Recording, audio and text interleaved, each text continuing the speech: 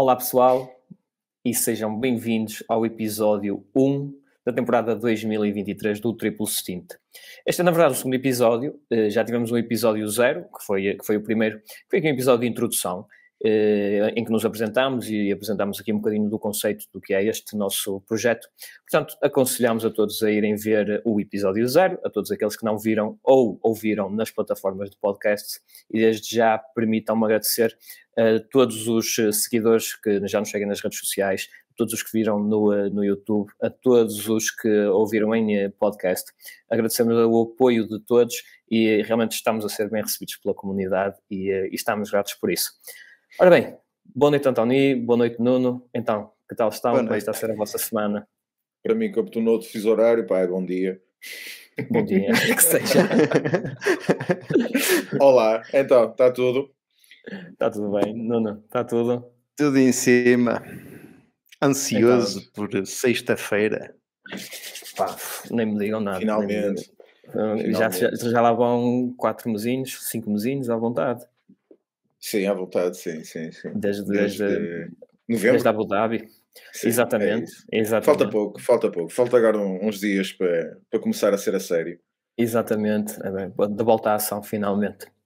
Bem, mas temos boas notícias. Temos, era mesmo fazer a ponte por falar em ação. Houve aqui um português que esteve em grande destaque neste fim de semana. Falamos de António Félix da Costa, que foi vencedor do primeiro IPRI da cidade do Cabo. IPRI, para quem não sabe, estamos a falar de Fórmula E. António Félix da Costa. Espera aí, eu por acaso já tinha perguntado o que era o IPRI. É IPRI que se chama no... É uma cena que parece um secador. IPRIX. Ok, é PRI. Sim. Okay. Ou é PRI, pronto. Desculpa o meu sotaque. Já li ali atrás. Desculpa o meu sotaque de francês não ser o ideal. IPRI, está bom assim? Mas o António é que tem que avaliar, que ele é que é francês. Tá bom. Exatamente. Era preciso dizer, pá, isto agora vai ser só comentários negativos. Pá. Temos um comentador estrangeiro, e não vamos dizer. Contratado, pá. Representação internacional. Representação internacional, então melhor não pode haver. E pronto. Fazer concorrência ao Olivier Bonamici. Exato. Já foste ao Sport.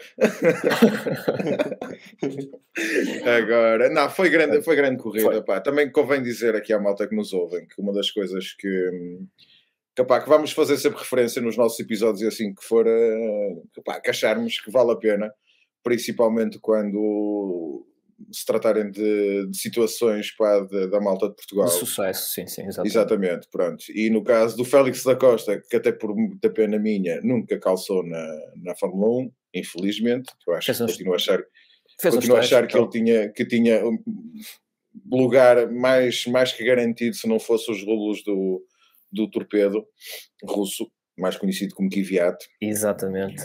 Mas pronto, acho que está bem entregue. Eu acho que esta primeira vitória do Félix da Costa desta temporada vai ficar, pá, bem marcada, porque para além de obviamente ser a primeira corrida na cidade do Cabo, também foi a primeira vitória da Porsche. Exatamente. Ou seja, pela Porsche. Sim, pela Porsche. Dele e da Porsche. Porque o Verlaine, se não estou em erro, não tinha ganho ainda. Já ganhou 2 vezes. Já ganhou? Já ganhou 2. Sim, ganhou 2. Aliás, ele está destacado em primeiro. Só a todos foi um prazer. Não. Aliás, ele está destacado em primeiro lugar do You're fired. Mesmo, lá vai o gajo. Não podemos, é estrangeiro, depois somos acusados de discriminação, não podemos. Está bem pensado. Estás readmitido, António. Ok, não, obrigado, malta. O Verlaine está a fazer efetivamente uma época excelente, está destacado em primeiro, aliás, ele desistiu por acidente logo na primeira volta, se não estou em erro. Sim. E bateu no Buemi. E mesmo assim manteve a liderança do campeonato, portanto só por aí já dá para ver o avanço que ele já leva à quinta corrida do campeonato. Félix da Costa, grande ultrapassagem. Grande, sim, 2. A última melhor. Sim, a da vitória. A da vitória foi uma ultrapassagem como deve ser. Eu a corrida não vi, mas aquela ultrapassagem foi realmente mestre. Ele ameaça à direita, ameaça à direita e depois mete-se pelo buraco da agulha na esquerda e ganha logo à frente na curva. Houve muito respeito. Cá está, uma das coisas que eu às vezes fico um bocadinho frustrado a ver o Fórmula E é que aquilo às vezes parece um bocadinho carrinho de choque. A malta tem uma agressividade muito grande. Mas foi, neste caso, a ultrapassagem, eu acho que aquele momento da corrida são 2 pontos altos. Há uma grande ultrapassagem do Félix da Costa e há um grande respeito por parte do Verne, que defende, porque nota-se que tenta defender, mas não faz como alguns às vezes fazem, que é manda o carro para cima do adversário e fica tudo ali, não é? E logo se vê. Acho que, exatamente, eu acho que são 2 momentos de corrida num só, e o Félix da Costa fez uma grande recuperação, não é? Porque ele arrancou, salvo erro, 13º. Ele ficou qualificado em 13º, mas depois partiu 11º, penso que por penalizações de adversários ou algo do género. E faz uma corrida top mesmo. Muitos parabéns ao António Félix da Costa. Exatamente. Se nos estiveres a ouvir, pá. Sim. Estás cá dentro. Se não estiveres, devias. Tal seja. Exatamente. Olha, entretanto, para confirmar, exato, o Verlaine ganhou as 2 corridas em Indíria. A segunda. Eu por acaso tinha ficado com a ideia que tinha ido ao pódio, mas não tinha ganho. Mas pronto, não, pelo menos essas, sim, acho que até esteve no pódio mais vezes, já não lembro em qual, mas sim. O Porsche está um carro, e sem querer alongar muito aqui, mas na verdade o Porsche acho que está um carro muito, muito competitivo.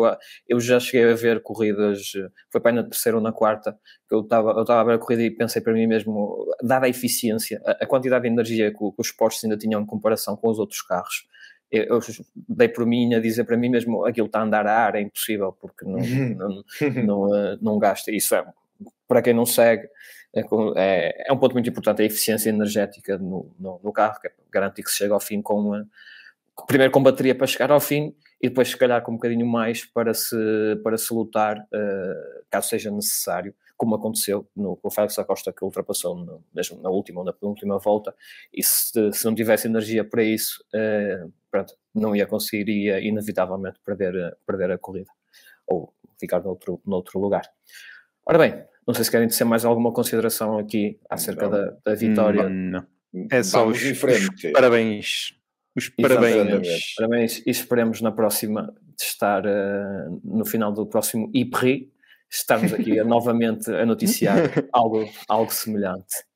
Ora bem, agora vamos passar aqui para uma sondagem que nós fizemos na nossa página de Instagram, e para quem não nos segue, aconselhamos desde já a que procurem Triplo Stint no Instagram e também no Twitter, já agora, e passem a seguir-nos. Ora bem, o que é que nós lá questionamos? Ainda em relação ao assunto da semana passada, que foi a apresentação dos carros das liveries que tiveram lugar, nós questionamos qual foi aquele que mais chamou a atenção, aquele carro que mais impressionou pela beleza da sua pintura, se é que assim podemos chamar. E temos aqui alguns resultados que, de certa forma, divergem da opinião que demos no podcast 0, ou no episódio 0. António, tu que partilhaste aqui estas sondagens, queres dar aqui o ponto de situação? Posso dar, sim. Então, a decoração que teve mais votos, né? Okay, as publicações foram um bocadinho divididas, o Instagram tem assim uns truques, mas por incrível que pareça, o AlphaTauri foi quem reuniu a maior percentagem de votos como o carro ou com uma decoração mais bonita. E eu pessoalmente também gosto bastante dela, eu já tinha dito no episódio anterior, e pronto, foi o carro que a malta escolheu mais ou gostou mais. Seguindo, obviamente, acho que esse é um bocado unânime do Alfa Romeo.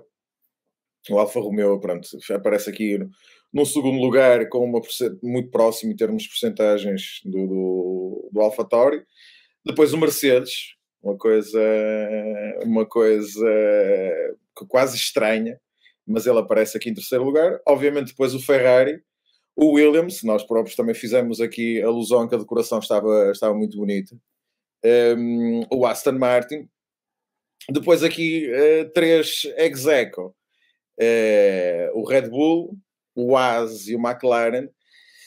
Epá, e em último, pá, sem qualquer tipo de voto, pá, coitados. E no meu caso, pá, até fico um bocado triste porque ser um bocado a equipa daqui da tua terra. Exato.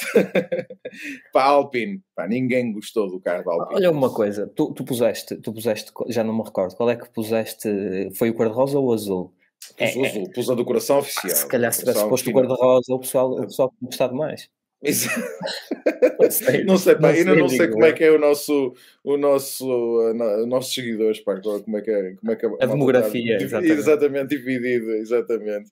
Mas sim, ficou o último, pá, e ninguém gostou do azul. Uma coisa, podemos começar a tirar conclusões, não é, malta do Porto? Não, exatamente. E tu não concordas aqui com a opinião dos nossos seguidores ou nem por isso? Digamos porque e estava aqui a olhar para a cena.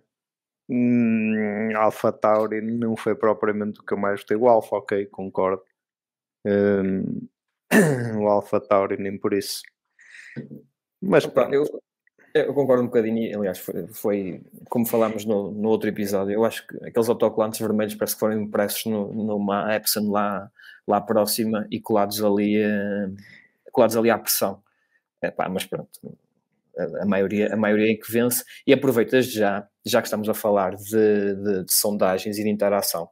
Pessoal, podem sugerir à vontade, por mensagem privada, nos comentários, outro tipo de sondagens, de conteúdo que gostariam que nós partilhássemos ou que fizéssemos, ou que questionássemos a vocês nos stories ou algo do género, porque é sempre bom ver a vossa opinião e este tipo de interação entre nós e entre...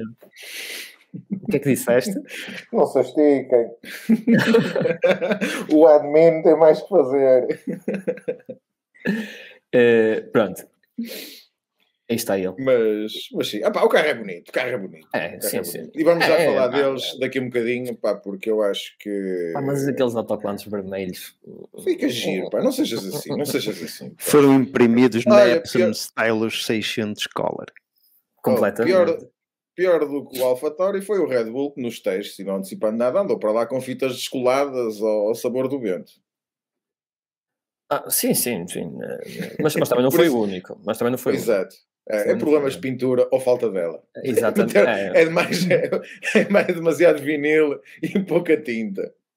Pois, é para não ter peso. Eles estão todos preocupados com o peso. E isso leva-nos já ao tema seguinte, fazendo aqui uma ponte um bocado forçada, que são os testes que aconteceram na semana passada, quinta, sexta e sábado. 3 dias de testes no Bahrein, que as equipas puderam, ou nos quais as equipas puderam utilizar apenas um carro por dia durante 8 horas ou 8 horas e meia de cada turno, de cada dia que tinha. Ora bem, para começar, temos aqui uma situação que gostaria de saber a vossa opinião. O que é que acontece? O Russell referiu que não fazia muito sentido ser utilizado apenas um carro por equipa nos testes, porque agora os testes estão reduzidos para 3 dias, houve anos, nos últimos que foi em Barcelona, em que eram 6 dias divididos por 2 semanas. Isto agora está mais ou menos metade e provavelmente o cost cap também assim o ajuda. Mas o Russell referiu que era pouco e que limitava um bocadinho aqui as afinações e tudo o que era necessário tornar ou ficar pronto para a primeira corrida. Vocês partilham da opinião dele que 2 carros na pista de cada equipa seria preferível, ou isso iria trazer mais desvantagens do que vantagens? Não sei qual de vocês quer começar, sintam-se à vontade. Olha, eu posso começar. Eu, por acaso, na altura, quando vi essa sondagem no Instagram do Triplo Stint, por acaso... Página espetacular. Pá. Sim. Eu, por acaso, pus que concordava. Mas depois de ver os testes, eu até concordo que fiquem pelos 10 carros. Porque eu acho que aquilo se o objetivo é testar, a gente já vê nas alturas, por exemplo, principalmente, é certo que durante eles são períodos de 4 horas de manhã e 4 horas de tarde. 4 e meia, por aí, sim. Que é certo que é muito tempo e se calhar nem todos os carros estariam ao mesmo tempo em pista, pelo menos em algumas partes do tempo. Mas a gente já vê a confusão que é, às vezes, quando são 20 carros em pista nas qualificações e mesmo nos próprios treinos livres, etc. Quer dizer, acho que acabava por limitar mais, até principalmente as simulações de corrida que eles fazem com 10, 15 voltas, 20 voltas, porque outro carro que esteja em pista eles têm que encostar, pode deixar passar, e etc. E isso ia estar a limitar mais, acho eu. Os 10 carros eu penso que se calhar têm a sua razão de ser. Para além disto que o António meteu aqui na nota do teto orçamental, né? Que aí torna a coisa mais económica. Ias fazer notas, era de 500. Já não existe. Não são as ideais, mas elas andam aí. Não existem em Portugal. Mas lá fora existem. Não. Por acaso não houve feitas em Portugal, não houve. Eu partilho em parte com a opinião do Russell. Ele dá um exemplo que eu acho que é um excelente exemplo, que ele até falou, deu um exemplo qualquer do ténis, acho que até era do Nadal, o atleta que ele referia. Pronto. De facto é verdade, quer dizer, qualquer atleta de alta competição, né, e eles são atletas de alta competição, nunca param. Fazem, obviamente, treinos de ginásio, tal como fazem a preparação física, como fazem os pilotos da Fórmula 1, mas eles continuam a poder praticar o seu desporto fora da competição oficial. Da competição oficial, pronto. Eu não tenho a certeza também se o acesso ao simulador está a ser limitado ou não, por causa também dessa questão do não. Acho que é só túnel de vento, okay. CFD, desenvolvimento, etc. Acho que o simulador, tenho ideia que não. Pronto. Agora, como é óbvio, o simulador não é a mesma coisa do que o carro real. Eu acho que sim, 20 carros em pista seria um problema, porque eu acho que não iria, se calhar, trazer tão resultados, se calhar, tão eficientes como sendo só apenas 10 carros, eventualmente a ser mais dias. Eu não diria, por exemplo, parar a meio, como costumavam fazer, ou seja, tipo trabalhar ou fazer trabalhos de 3 dias, depois para uma semana, para depois irem para a fábrica, fazer mais desenvolvimentos, etc. E voltar a treinar mais 3 dias, mas diria tipo 5 ou 6 dias seguidos. E as equipas têm que trabalhar naquela janela de 5 ou 6 dias, aumenta o tempo de pista de cada piloto, ok? Sendo tudo seguido, não permite às equipas ter uma reação em fábrica para poder melhorar determinado tipo de componentes. Tinham que trabalhar com aquilo que tinham, ok? E acho que era um equilíbrio mais interessante. Eu compreendo agora, por exemplo, o ano passado eles fizeram 6 dias, fizeram 3 dias de check-down em Barcelona e depois fizeram 3 dias de testes oficiais no Bahrein, como este ano. Foram 6 dias, mas houve uma interrupção pelo menos de uma semana. Foi nessa altura até que a Mercedes aparece com os novos pontões, se não me engano, com aquela solução que eles tiveram depois, não é? Já quando era em Barcelona os 6 dias eram divididos na mesma por 2 semanas. Sim, por 2 semanas. Isso eu acho que deixaria de existir. Primeiro porque depois também há uma certa redução de custo, ou provavelmente haverá, porque as equipas não se deslocam. Estão 6 dias no mesmo sítio, vai haver, obviamente, um aumento de custo pelo facto dos carros estarem em pista e rodarem, não é? Mas não há aqui deslocações. Pronto. Acho que a FIA e a Fórmula 1 podiam encontrar aqui uma solução para compensar de facto estes 3 meses ou 4 meses de paragem sem correrem a sério, não é? Sem um desportista de alta competição pegar na raquete durante 4 meses e ao fim de 4 meses ter, como vai acontecer este ano, 3 dias agora de pista e agora este fim de semana a doer. Pronto. É certo que é igual para todos. Aí sim, isso é. Não há diferenciação. Mas pronto, mas compreendo nessa parte eu compreendo o Russell, e acho que poderia haver um compromisso mais interessante. Eu partilho da tua opinião. Acho que, sinceramente, acaba por tornar-se pouco. Os 10 carros na pista acaba por ser o ideal, porque não há cá, e acho que praticamente não se viu ninguém a cortar voltas a ninguém, a haver aquelas situações em que se estragam voltas, se estraga trabalho por alguém se meter à frente ou cortar a trajetória de alguém. Eu acho que o ideal é aumentar os dias de treinos. Aí, segunda a sexta, segunda a sábado, terça a sábado, seria o ideal, manter os 10 dias e dividir ali. A parte da pausa a meio também concordo exatamente nesse sentido, porque evitaria as cópias piratas de umas equipas por parte das outras. Exatamente. E então, pronto, e nesse sentido, pronto. Mais línguas. Tem-se visto. Tinham que trabalhar com aquilo que lá tinham e com o conceito que criaram durante a pausa. Eu, a par disso, que eu acho que também não é possível, ou se é possível, não vejo ninguém a fazer.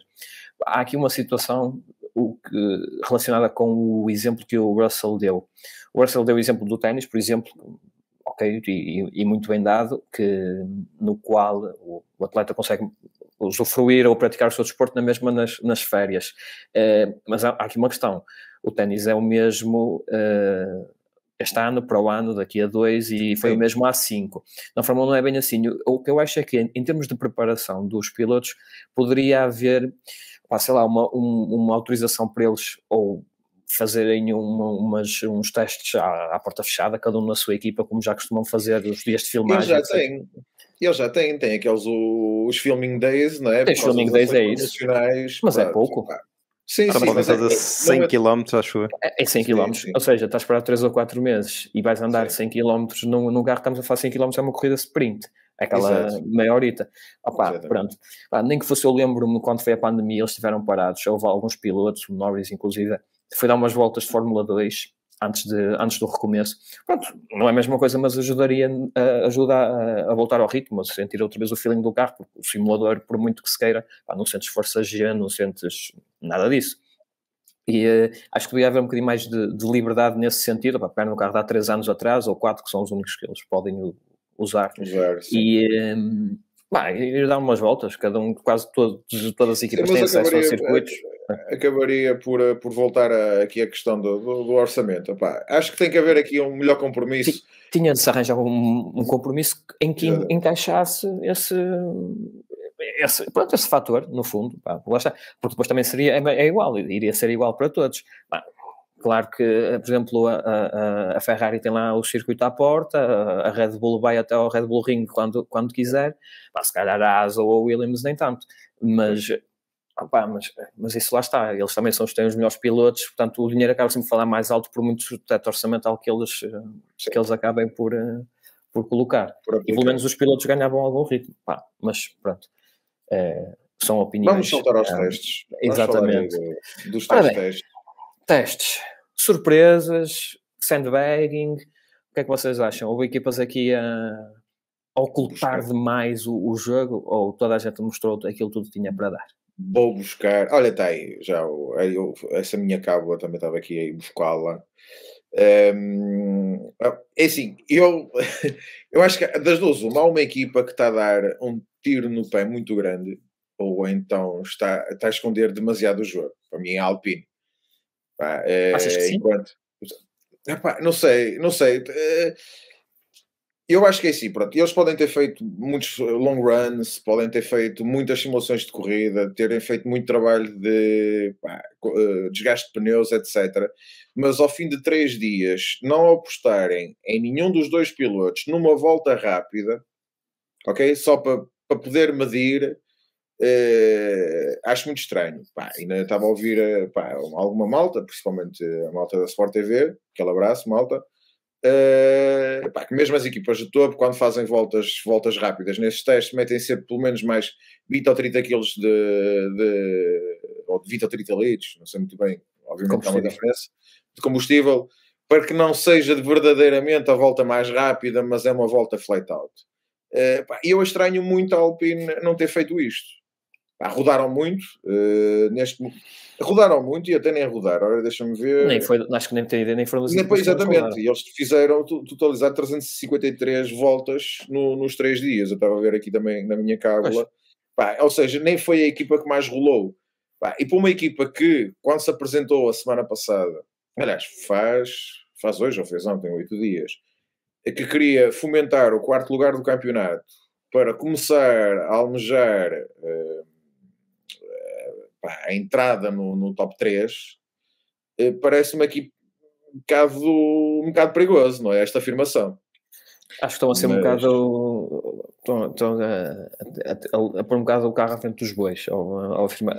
É um objetivo, agora se o vão conseguir já... Não foi aqui alguns aspectos são positivos. Eles não partiram nada.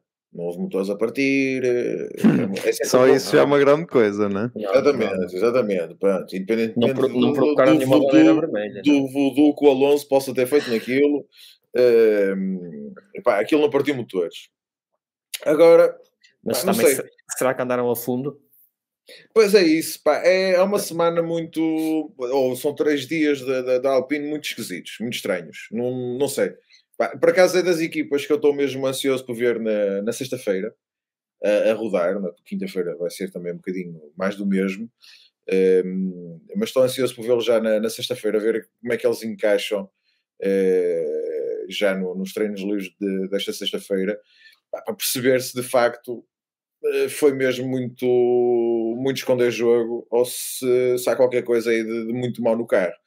Se for algo mal no carro, são 3 corridas até chegar à Europa com este carro, para poder depois introduzir, porque normalmente as equipas introduzem sempre evoluções em Barcelona, quando chegam à Europa, e a Alpine vai sofrer, se assim for, a Alpine vai sofrer bastante até lá.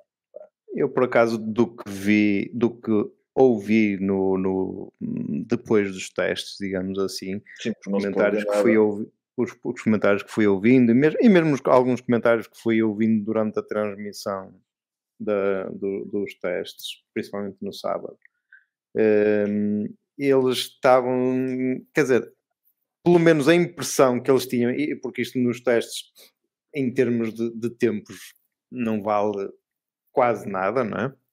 O que eles estavam até a comentar que das coisas que mais olhavam ou que mais tinham atenção era o próprio estado de espírito dos pilotos e mecânicos e diretores e etc. E as reações após os long runs e não sei o quê, para no fundo tentarem perceber se eles estavam satisfeitos com o que tinham em mãos ou nem por isso.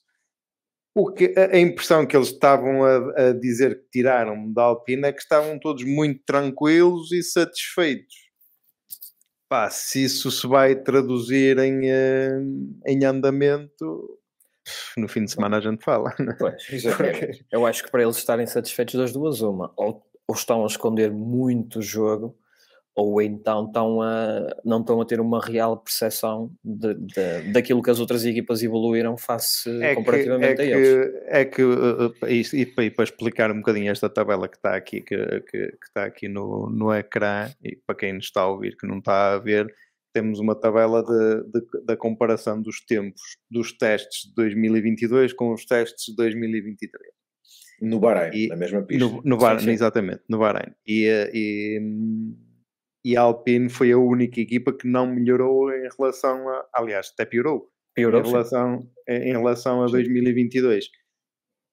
Obviamente que isto é a comparar com os testes do ano passado, não é? Sim, e os carros no final do ano, não é? Mas precisamente, então, se o carro este ano, quer dizer, todos os carros estão melhor, isso é um facto, ok?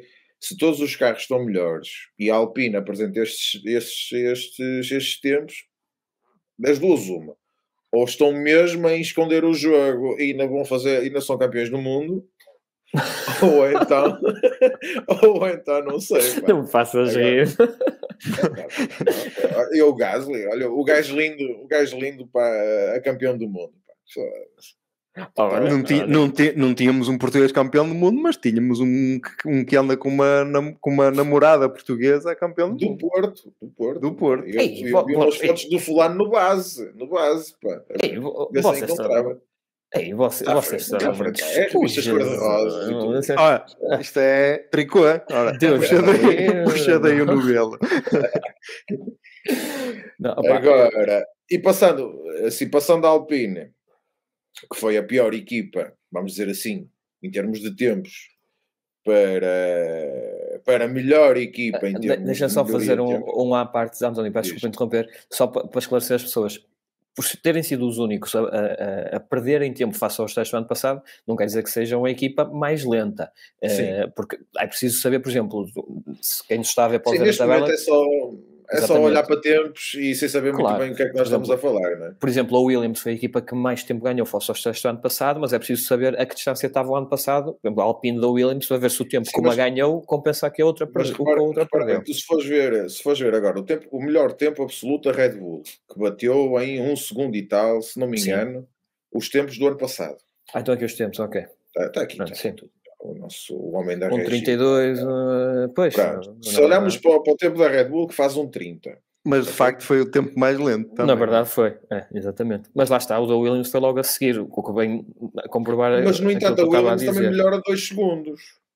Pois é isso, melhorou 2 segundos e mesmo assim ficou a 2 décimos. Mas mesmo assim foi uma porcaria, não é? Mesmo assim foi uma porcaria. Isso que eu estava a querer dizer que o pessoal não seguia muito pelo tempo ganho face ao ano passado. Por exemplo, acho que estava toda a gente assustada. Um bocado estavas a falar da reação, não é? Eu não estava a falar da questão da reação da malta das equipas quando os carros paravam.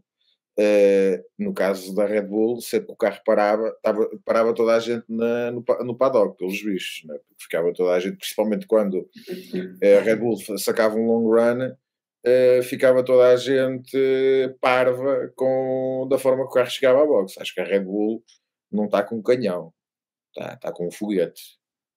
Eu tenho algum medo, sinceramente. Mas outra vez um passeio no parque. Eu espero que não, muito sinceramente, porque isso acaba por ser aborrecido até para quem gosta da equipa que está a ganhar. Eu não tenho nada contra a Red Bull, mas pronto. mas se pudessem não ganhar, não era? Então, pelo menos a coisa se pudessem tirar o lugar ao Williams. Olha, por falar em tirar o lugar ao Williams, eu acho que sei quem é que vai tirar o lugar ao Williams este ano. Não me digas. Eu acho que sim. E acho que vai ser mesmo, olha, quem está vendo na tabela, a mesma equipa que está por cima. Aqui é a McLaren, meu. Eu não estou à espera de nada de bom vindo daqueles lados, muito sinceramente. O carro está uma nódoa. Que eu estive a ver nos treinos, que eu consegui apanhar nos treinos, agora nos testes. O carro não tem traseira, ponto. Pelos vistos, aquilo não tem traseira. Tem uma cena atrás, com 2 cenas redondas e faz aquilo que quer e depois é um bestacudas. E o Piastri, a grande promessa, e ele... apostou no cavalo errado? Ele já deve ter... Não, eu acho que eles apostaram todos. Depois daqui a um bocadinho vamos falar de outra cena, a seguir de falar dos testes.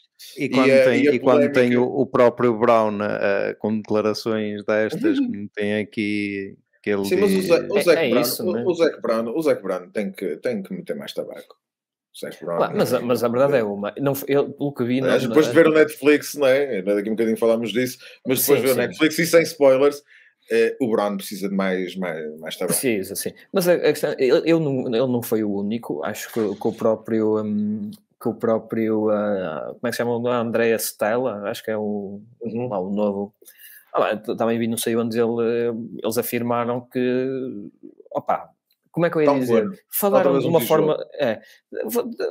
forma simpática que o carro não está nada daquilo que eles esperam, ou vai estar minimamente competitivo. Aliás, e viu-se, além de não ter traseira, tiveram vários problemas, andaram lá com fita-cola atrás de fita-cola logo no primeiro dia. Mas agora vou colocar uma questão em relação a única coisa parece que foi a fiabilidade. Eu acho que o único que apostou certo para este ano foi o Richard. Exato. para andar lá ano sabático. Para andar a passear de porco. A grande questão que eu coloco, é assim, o Norris, quando veio à Fórmula 1, e ele foi muito bom nas fórmulas, nas categorias abaixo. Mas quando chegou à Fórmula 1, pronto, inicialmente era o puto castiço, não é? Pronto, porque apanhou ali 2020, a pandemia e os lives e os tweets e tal, não é? Para líder da McLaren, principalmente quando sai o Sainz e tal. E a questão que eu coloco é, o problema da McLaren não será neste momento o Norris? Como assim? Epá, é assim, normalmente os carros, obviamente, são feitos pelos engenheiros, mas têm muito input dos pilotos. Ok? De ano para ano. Aquilo com o Ricciardo não funcionou, e é assim, o Ricciardo não desaprendeu a conduzir, isto é ponto assente. O gajo sai da Renault com o carro já quase vencedor, ou pelo menos até, eu acho que ele chegou ainda a ganhar uma corrida na... O Ricardo ganhou em Monza. Um terceiro e ganha uma corrida. Não, mas mesmo na Renault não chegou a ganhar, ou só fez um terceiro? Na Renault não, fez o terceiro. Fez o terceiro lugar, pronto, e ganhou em Monza naquela corrida, pronto, atípica. Mas ele sai da Renault com um carro já bom, a saber conduz, não há dúvidas nenhumas, ok? Vem para a McLaren, que me parece a mim como segundo piloto. Sem dúvida. E aquilo nunca funcionou. Agora, a questão que eu coloco, se os engenheiros trabalham com o input dos pilotos, se calhar o Norris não é o piloto que se diz ser. Ou seja, ou então o gajo é lunático em tudo o que ele diz. Tem uma cena, é um fora da caixa, não, neste caso pelo positivo, mas da forma, sei lá, de gostar de como o carro é, da forma que passa as informações aos engenheiros, e o carro fica super esquisito, que qualquer piloto normal não se dá bem. Não se dá com aquilo. Seja, o que tu estás a dizer... É o terceiro ano em que a McLaren não tira um carro em condições. Estás a dizer que eles estão a olhar demasiado para o input do Norris, mas na verdade esse input está a fazê-los atrasar-se face às outras equipas. Eu acho que sim. Ou seja, estão a fazê-los construir o carro errado. E eu começo a achar cada vez mais que sim. Acaba por ser o problema de... Ele não é propriamente um rookie, não é? Porque ele já anda há uns anos nisto, mas não deixa de ser um puto, não é? E nunca esteve com nenhum piloto. Ele quando entra na McLaren, vai como colega de equipa do Sainz, que por sua vez o Sainz também ainda não é um piloto afirmado. Ok? Trabalha ali 2 anos, ou lá o que é com o Sainz, e vem lá o Ricciardo. Vai para lá o Ricciardo. Mas o Ricciardo, quando chega lá, o gajo já é, digo eu, primeiro piloto da McLaren. Ou seja, a voz dele é superior à voz do Ricciardo. E depois, mesmo as publicações, e sempre que ele faz intervenções, eu muito honestamente achava muita piada ao puto. Achava que tinha trazido aqui um ar mais leve à Fórmula 1, mas nos últimos 2 anos, eu acho que ele acha que é mais do que aquilo que é, em termos de pessoa. Começa a divagar em determinado tipo de opiniões. E eu acho que esse tipo de mudança de personalidade que ele passou nos últimos 2 anos está a influenciá-lo a nível profissional, não deixa de ser um trabalho, e eu acho que ele não está a nadar para águas. Eu acho que o Norris precisa de uma lição de humildade. Sim, que não teve. Ele teve com o Sainz. Teve com o Sainz, mas era muito novo ainda, e depois quando o Ricciardo chega lá e não faz nada, o gajo ele ficou com o ego lá em cima. O que eu acho é que ele pode ser da idade ou não. Ainda por cima deixou de ter namorada portuguesa. A Luizinha, mas no Drive to Survive ainda tem. Não aparece. Olha o spoiler. Se calhar é isso que é isso que está a fazer mal. Faz demasiado exercício cá fora e depois não faz exercício em condições para andar para dentro do carro. Mas bem, o que eu acho do Norris, eu acho que ele, não sei se é verdade ou não, mas eu não o vejo como uma pessoa com um input válido ou com experiência suficiente, pelo menos demonstrada pelo discurso, com experiência suficiente para a equipa se basear apenas naquilo que ele diz para desenvolver um carro. Não acho. Eu não acho que ele transmita confiança suficiente nesse sentido. quer no comportamento, quer no comportamento em pista, quer no discurso. E se calhar a McLaren falta ali nos últimos anos um piloto mais velho, mais experiente. O Ricardo era, mas claramente não foi contratado com esse propósito e efetivamente pouco ou nada olharam para aquilo que ele dizia, em detrimento, lá está, como disseste, daquilo que Norris disse. Não quero spoiler, mas há aí uma parte no Drive to Survive desta temporada, uma conversa com o Ricciardo e o de fulano, ok, que demonstra muito bem em que condições é que se calhar o Ricciardo foi para a McLaren e foi iludido, digamos assim, pelo Zac Brown. Acho que aquilo não é forma a funcionar. O Zac Brown até pode ser um excelente gestor, pode até ser a nível financeiro ou pelas questões financeiras o gajo que eles precisam para a máquina ter dinheiro. Contudo, acho que não está a saber gerir bem a equipa. Apostou no Norris, que se calhar não deveria ter apostado, deveria ter sido colocado abaixo do Ricciardo, principalmente quando faz uma contratação como o Ricciardo, pelos valores que foi. Sim. Deveria ter sido, não, este gajo é o nosso primeiro piloto, tu vais aprender mais um ano com este gajo, e depois daqui a um ano nós voltamos a fazer aqui uma reavaliação das coisas e depois falamos. Claramente não foi isso que aconteceu. E deu no que deu. E agora arranjaram mais lenha para se queimar, porque contrataram Piastri, que supostamente será uma futura superstar. Assim, mas é preciso ter onde se montar para ser. Primeiro, sim, que isto é outra questão que até que eu gostava de falar depois quando falamos do Drive to Survive, mas eu acho que ele se calhar não é assim tão bom. Pelo que eu vi nos testes, ele não conseguiu fazer nada àquele carro. Custou 4 milhões de euros a formação dele à Alpine. Exatamente. Exato. Já estou a fazer spoilers, não posso. Assim, pelo pouco que acompanhava, já acompanhei mais as fórmulas de promoção. Ele bom aparenta ser. Também, no entanto, o Mick também ganhou a Fórmula 2 antes de ir para a Fórmula 1 e Fórmula 3 e foi o que foi. E Fórmula Europeia e tal, portanto, foi o que foi. Foi porque também teve a mesma sorte que vai ter o Piastri. Andou de porquinho. Certo, é um bocado isso. Agora, o Piastri acho que vai, ou se já não o fez, vai torcer as orelhas.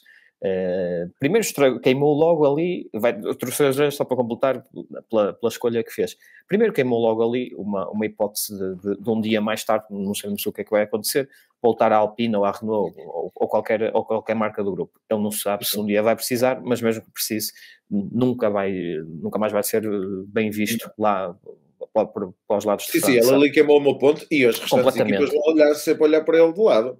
Isso era o que eu ia dizer a seguir, exatamente. Os outros todos vão ficar de pé atrás. Portanto, das duas uma, ele ou consegue andar perto do companheiro de equipa, porque só dessa forma vai ficar comprovado que só não dá mais porque o carro não permite, ou então ele não vai começar muito mal. Vai começar muito mal e vai sair completamente defraudada a aposta da McLaren num piloto, neste piloto jovem. Acredito que tenha tudo, que seja um futuro campeão do mundo, como eu também acredito que o Norris possa vir a ser, mas não está na hora. E por falar em piloto jovem, e o Yuki? Que agora nos testes, eu tenho esperança. Ele andou muito benzinho e parece que lhe cresceu a barba e outras coisas em outras áreas do corpo e de repente fez só. O Yuki está assim. Está aí, tem que se fazer homem mesmo. Tem que fazer homem mesmo, porque... O De Vries não está lá para... Certo, sim, mas não vi nada. Repara bem, se fôssemos ver o Yuki o ano passado em relação ao gajo lindo,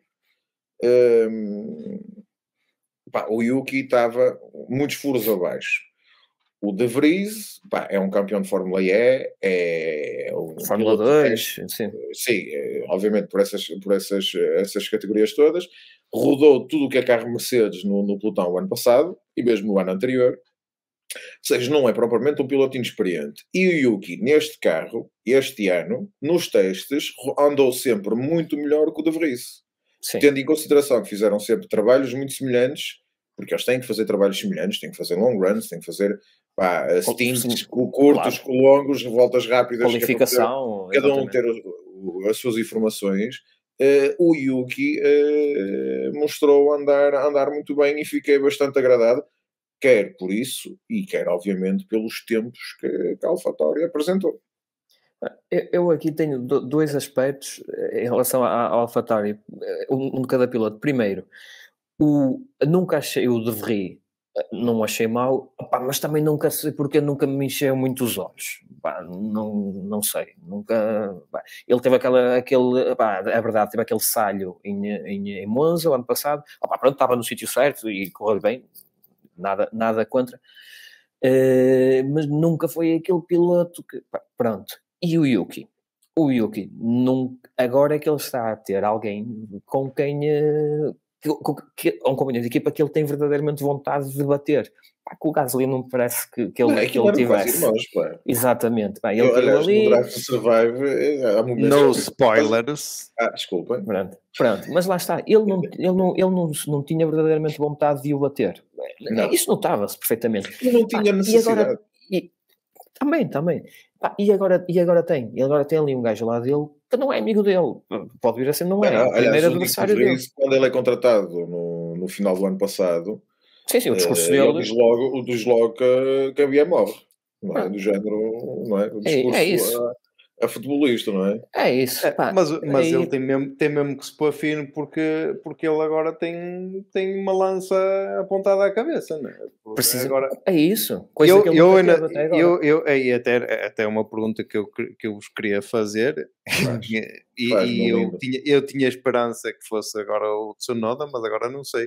Que eu ia perguntar quem é que vai ser agora o Latifi, não é? Quem é que vai animar as corridas quando quem vai ser Latifi? Quando a Red Bull tiver o De Vries não é, porque já deu 10 para segundos perceber, de avanço. O De Vries não é, já deu para perceber que ele por muito que não leva lá com ele é melhor que o Latifi. Eu diria que vai ser o Stroll, mas eu acho que este ano, ou Piastri, atenção, o Piastri acho que vai andar muito estás mesmo assim, eu acho puto arrogantíssimo, cá está.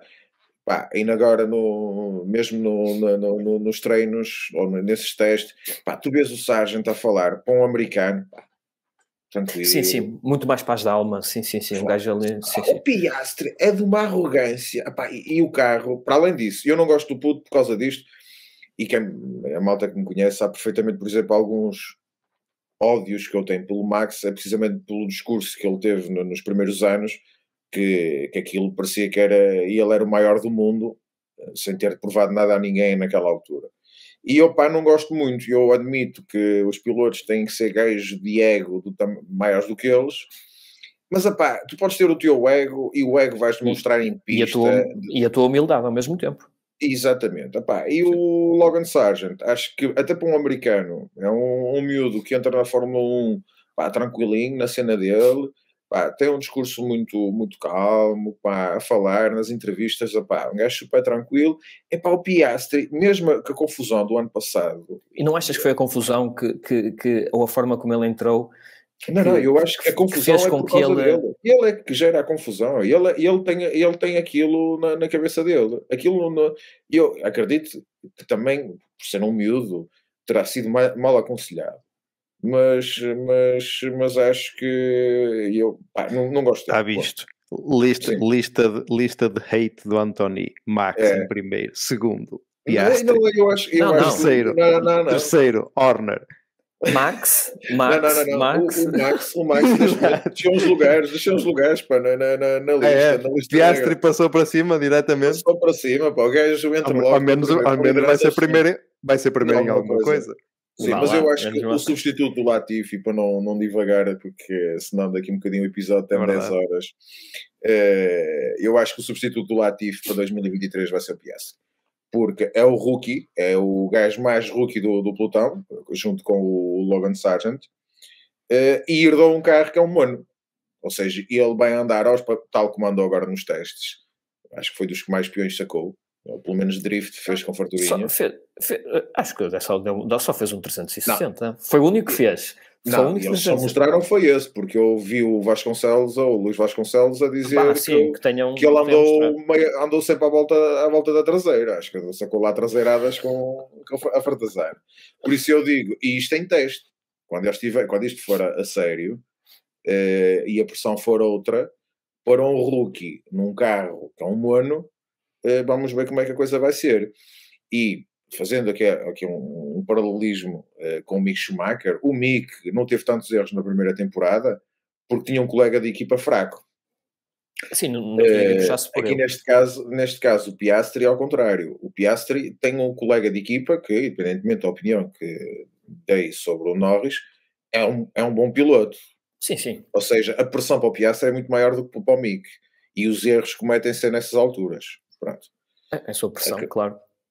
Latifi, tens substituto, Piastri, que ainda vai fazer pior que tu. Ou melhor.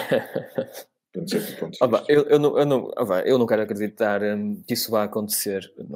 Ou melhor, até pode vir de ser o substituto no facto de estar na cauda do pelotão.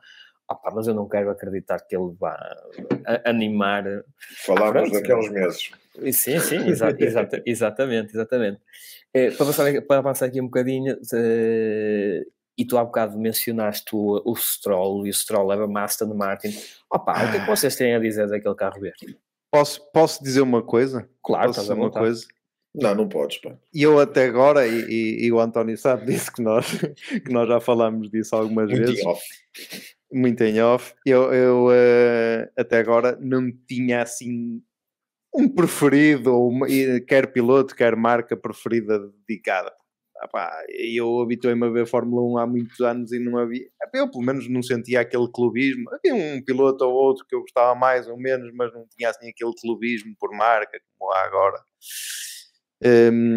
Mas eu este ano declarei clubismo à Aston Martin e ao Fernandito. O Nandinho. É sério? O Nandinho. El Plan. Acho que El Plan acertou em cheio. Eu primeiro gosto dele. Mas há uma razão para isso. E eu acho que disse mais ou menos isso no episódio 0. Que o Aston Martin parecia-me uma cópia de várias soluções de vários carros. Sim. Mas havia uma coisa que eu não sabia, que vi até nos testes agora. Sim, não interessa. O responsável da aerodinâmica ou qualquer coisa assim do género da Aston Martin é o gajo que desenvolveu o RB18 da Red Bull. O gajo... Eles andam ali umas trocas. Sim. Por isso é que este carro é muito parecido. Ele tinha umas semelhanças que eu olhei para o carro e disse, este carro parece-me a qualquer coisa. E de facto é um carro que é quase, e falaram disso na Sport TV, e depois de falar eu fui apreciar ainda melhor, mais um bocadinho.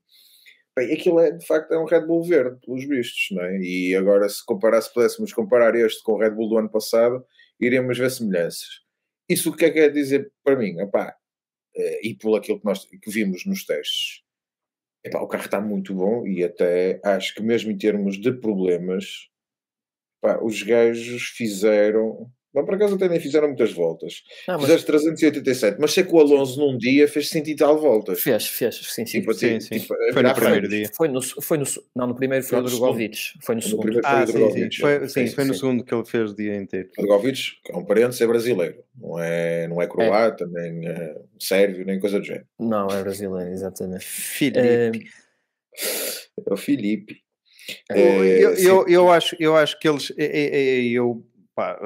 hoje tive algum tempo que estava até no banco a apanhar uma seca e levei como já estava à espera, levei os AirPods e estava a ouvir o podcast do F1 qualquer coisa. O F1... O da Sky? Não, o oficial da Fórmula 1.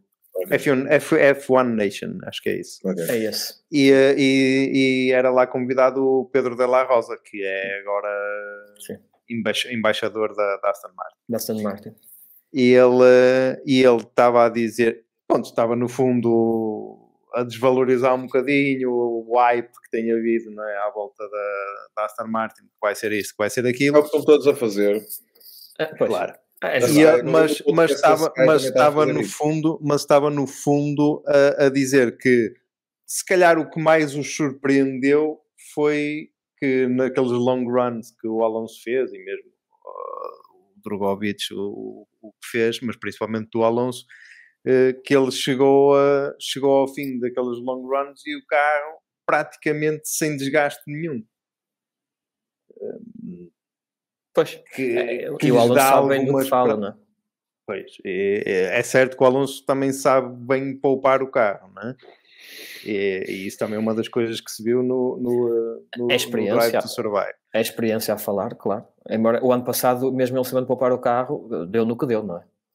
Sim, mas isso não há nada a fazer. Portanto, são contas do outro rosário.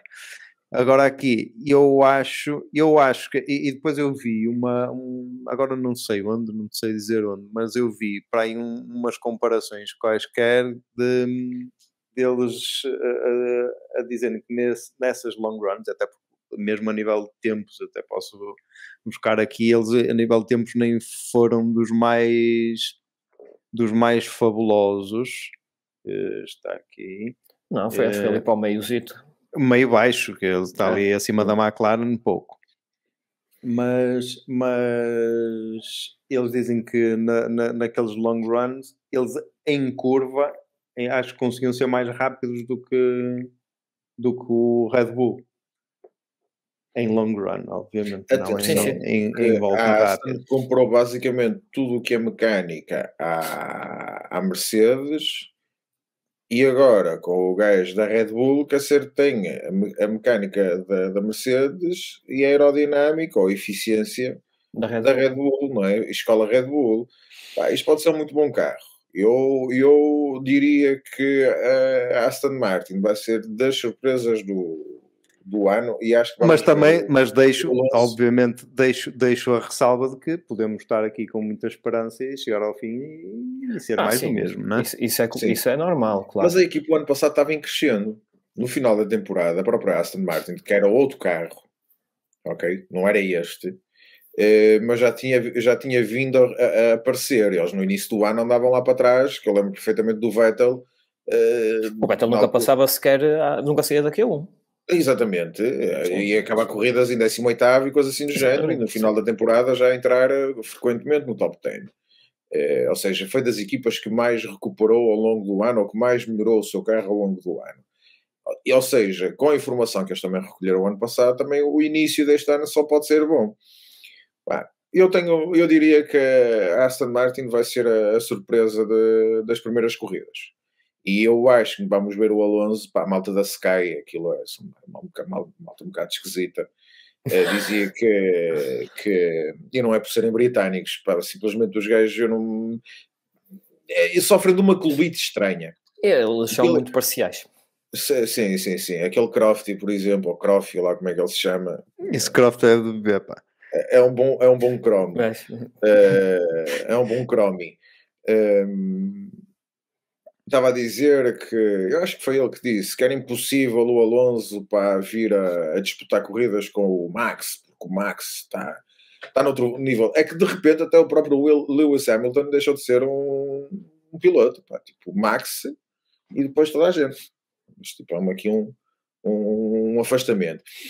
Mas eu acho que o Alonso nas primeiras corridas vai andar lá à frente. O Stroll, com as suas aventuras de bicicletas, arranjou bem aqui uma chinesa mais ou menos, porque o pai, se o Drogovic pega no carro e aquilo corre mais ou menos também, o pai vai começar a olhar para o filho a pensar assim para ele, tipo, o que é que eu faço agora à minha vida? Não. Pois é que o pai manda muito, mas ele vai chegar a um ponto que não manda sozinho. Não vai conseguir segurar mais não vai conseguir mais segurar o filho. Para já, o puto tem vindo a melhorar todos os anos. E é verdade, independentemente de estar lá pelo dinheiro, notas sempre uma evolução do Stroll, e o pai tem sido inteligente de o colocar sempre com colegas de equipa, como o rapaz consiga. Que não lhe fazem sombra. Não, então não lhe fazem. O Vettel fazem, mas que não como é que eu não é que fazem que não apagam completamente. Que ele cresça com esses pilotos. Ele ano passado andou grande parte do tempo na frente do Vettel. Sim, andou.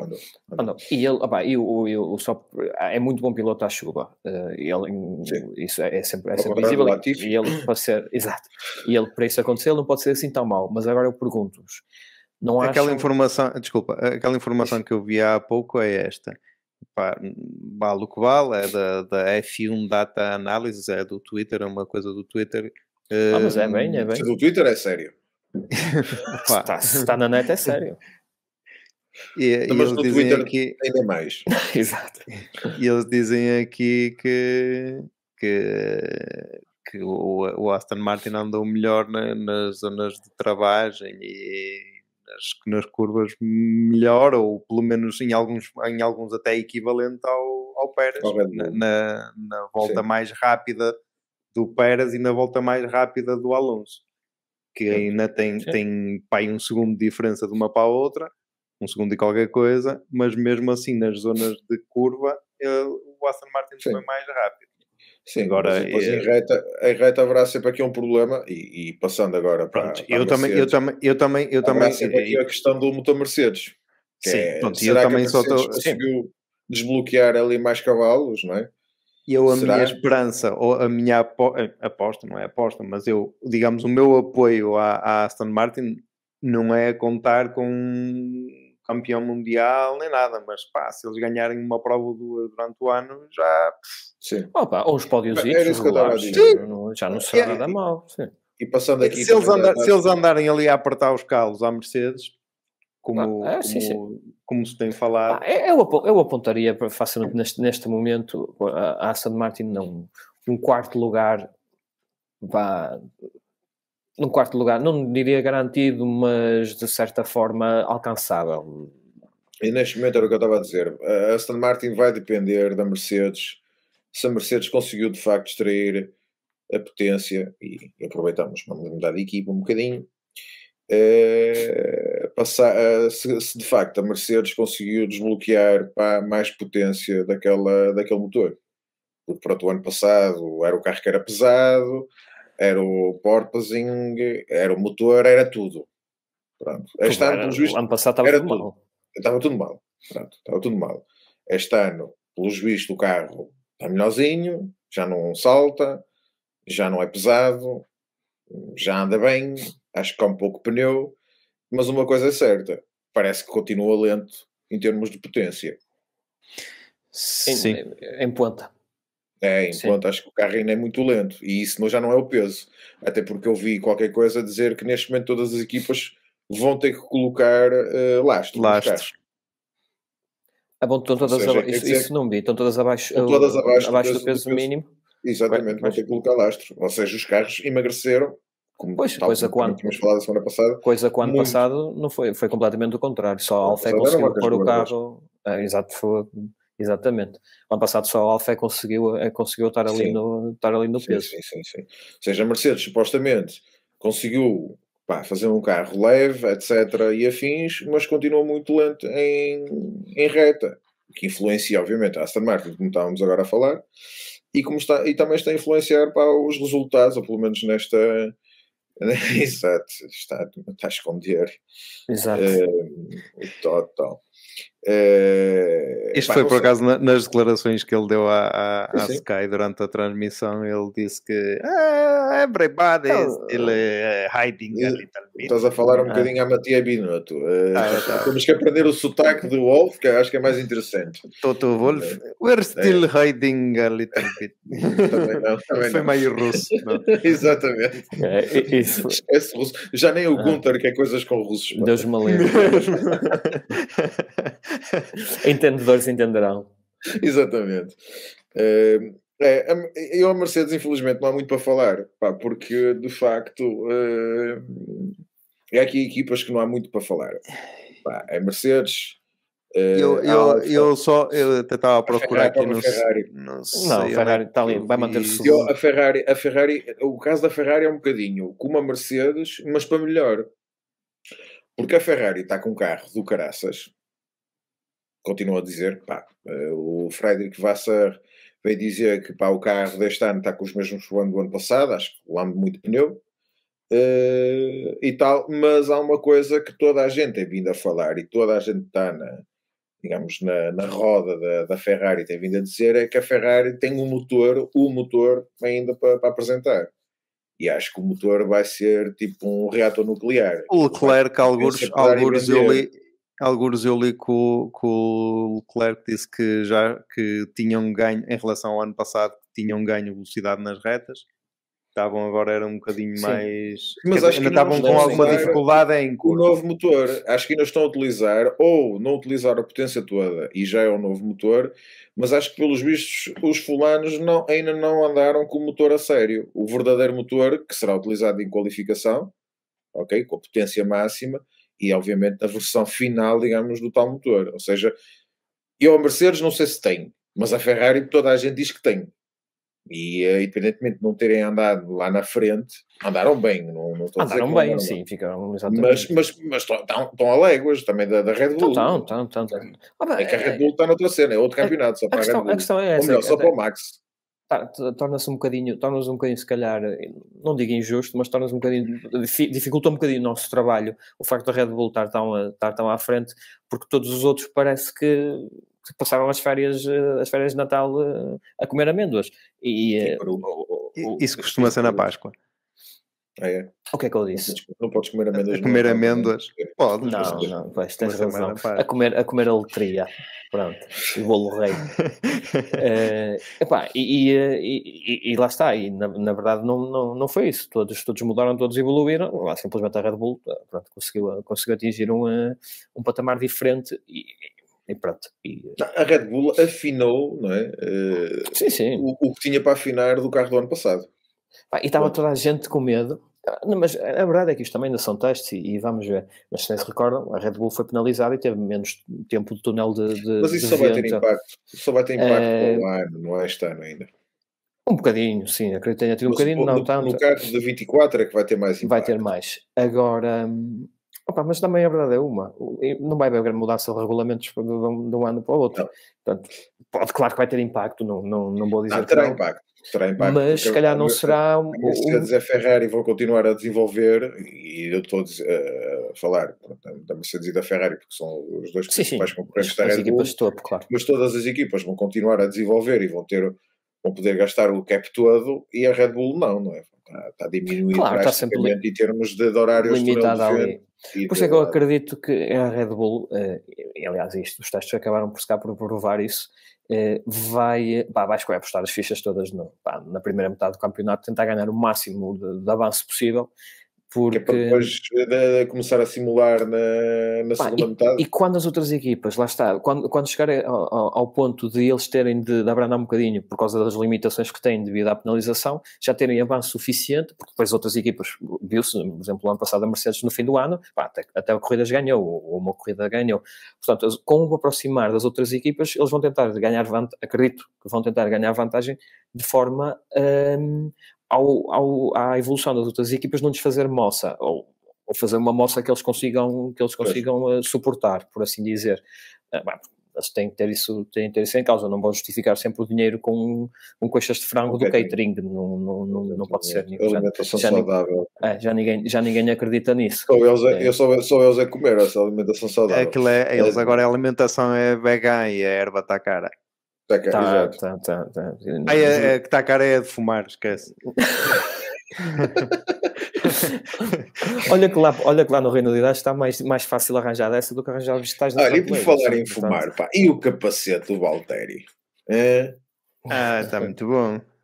Se eu apanho aqui. O Valtteri, ele é sempre o verdadeiro. E isto também para mudarmos e falarmos um bocadinho da Alfa, não é? O verdadeiro. A Alfa também não me parece estar muito mal, muito sinceramente. Não. Se bem se lembram, o ano passado, também até meio da época, o Valtteri deu tudo, sentou-se no 10º lugar, pronto, e ficou. E ficou. E não estava mal. Não. Aliás, chegou a bater ela por ela com o companheiro de equipa do ano anterior, num carro supostamente melhor. Estamos a falar das primeiras corridas do ano. Exato. Mete aí o capacete do Bottas, que é para a malta ver esta obra de arte. Procura, mas só tem aqui em vídeo, eu não quero meter vídeo, senão... Tens que ir para aí ao YouTube. É o que eu estava a ver, mas só tem vídeo. Sim, mas o Alfa fez muito boas voltas. O Joe não ficou à frente no vez melhor tempo num dos dias. O Zhao, Guan Yu Zhao. É Joe, disse Joe, acho que sim, Joe. É o Joe, pronto. Joe Guan Yu. O Joe Guan Yu, pronto. Sim, acho que fez a volta mais rápida e eles têm, é isso que eu estava aqui a ver, eles ficaram com o terceiro tempo. Pois? Terceiro tempo. Foi sim. Estou com o carrão e já tínhamos falado disso a semana passada e parece que, e pelos sorrisos do Valtteri, a coisa está aí, pá. Mas há uma foto, pá, que eles até, em vez de ter os tear-offs, tinha mesmo os olhos, era muito bom, pá. Este capacete. É o maior. Ele é o maior. Que grande cromo. Se substituir ali com aquele bigode. Mas tem o bigode e tudo, é o gajo que vai substituir o Richard agora. Muito. E o cabelo, já viste as entradas, o cabelo só começa mesmo atrás. Exatamente. Como ele. É muito bom. E depois atrás comprido. Quem estiver a ver, quem estiver a ouvir em podcast, procurem aí. No Instagram dele, assim, procurem, porque ele tem lá um vídeo. Vale a pena ver. Obviamente que ele vai no seguimento das férias de inverno que ele tirou. Claro, teve tempo para... Aquele corte de cabelo, aquele bigode, para viver aquelas litrosas em lata. Foi muito bom, pá. O Valtteri é o maior.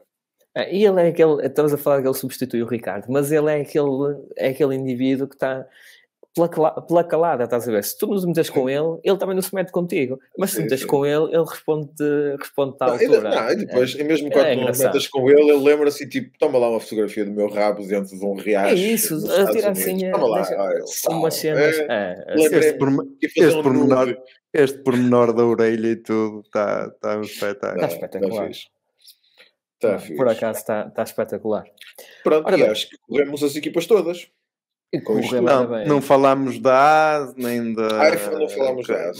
Mas também, eu acho que isso... as que faltam, AS, Williams, também não falámos muito da Williams, mas acho que se podem, quer dizer, resumir assim um bocado todas essas que não falamos de né? Vamos ver o que é que dá. Andaram ali no meio, nem bem nem mal... Não pareceram muito desiludidas nem muito preocupadas. Eu acho que o Williams evoluiu um bocadinho e acredito... Falámos deles no início. Que foi a equipa que mais melhorou os seus tempos em comparação com o ano passado. E isto é sempre um bom indicador no caso da Williams. No caso da AS, eu estaria preocupado. Porque foi a equipa que, independentemente de ter melhorado face ao ano passado, foi a que menos melhorou, E sendo uma equipa Ferrari que até compra tudo à Ferrari, pois, menos o chassi. O problema da AS é que a AS eu acho que devia. Eles dizem que não, mas a AS tem aquele problema de o carro pouco desenvolvem o carro durante o ano. No orçamento, viram o estaminé deles na box? Eles dizem... É verdade. Eles passaram de um Chico assoalhadas para um T0. Completamente. Eles dizem que esta vai ser diferente e que vão desenvolver mais o carro ao longo da época. Mas não é isso que se tem visto. O Gunther diz que poupou 250k para só em tirar 3 cadeiras ou 4. Foi a reduzir de 6 para 3. 250... sim, mas... Em transporte. Só em transporte. Porque ele meteu esta malta... Espera lá, transportar 3 cadeiras num ano fica por 250 mil euros? Estou no ramo errado, garantidamente. Não, isso podia implicar... Pois, isso podia implicar era uma... Sim, espaço de armazenamento extra. Pois, se calhar já era mais um contentor. Só por causa daquilo. Assim, e eles aquilo, se calhar, desmontado, cabe lá por baixo do carro, caraças. É provável. Mas se eles evoluírem efetivamente o carro durante a época, como já disseram que iam fazer, acredito que possam manter os resultados porreiros. Olha, está aí o estaminé top. Possam manter os resultados porreiros como fizeram o ano passado ao início, durante mais tempo.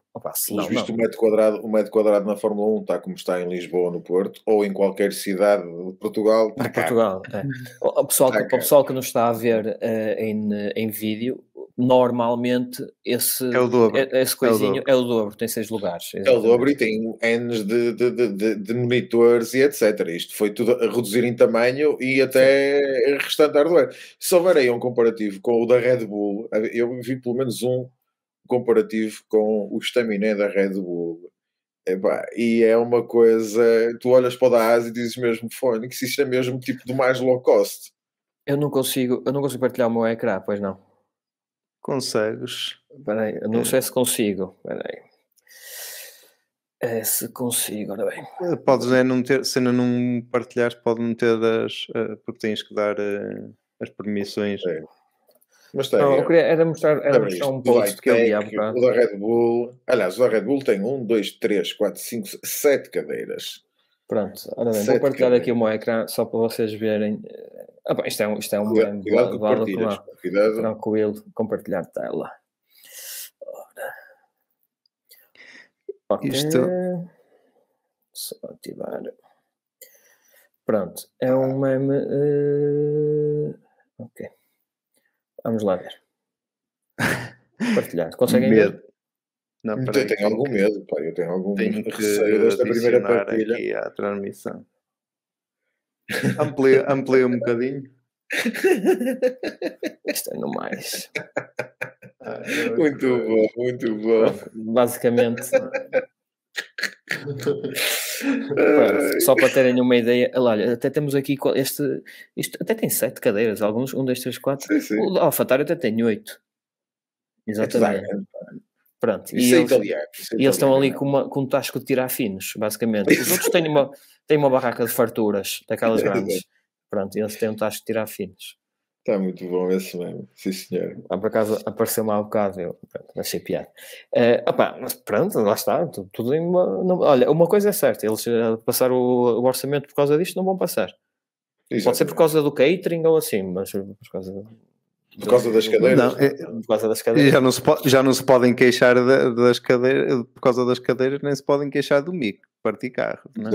Exatamente. Não. Olha, e por falar nisso, olha, vamos arrumar com os testes? Está aqui, deixa só pôr aqui só para acabar, adicionar a transmissão, para comparar o do ano passado, acho eu, e o deste ano. Exatamente, é isso mesmo. Da Haas. Tinha 2 barracas e agora só tenho uma. A MoneyGram não chafou este ano. Pronto, o que falta, põem dentro. Tem menos gramas.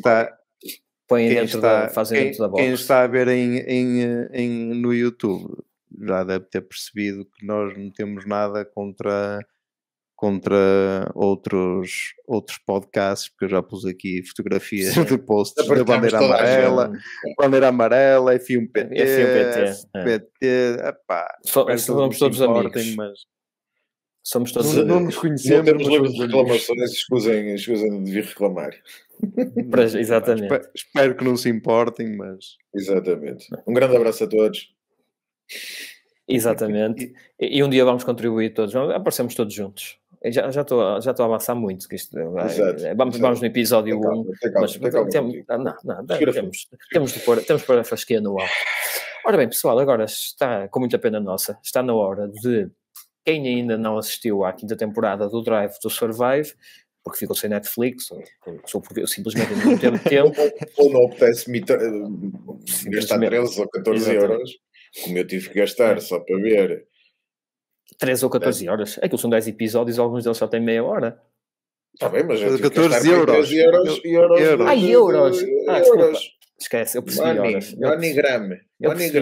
Eu percebi horas. Pronto, mas resumidamente, quem não viu o Drive to Survive... Põe em pausa. Põe em pausa. Passa à frente, ou põe em pausa aqui e ouve mais tarde para assistir, ou passa à frente e assiste à despedida.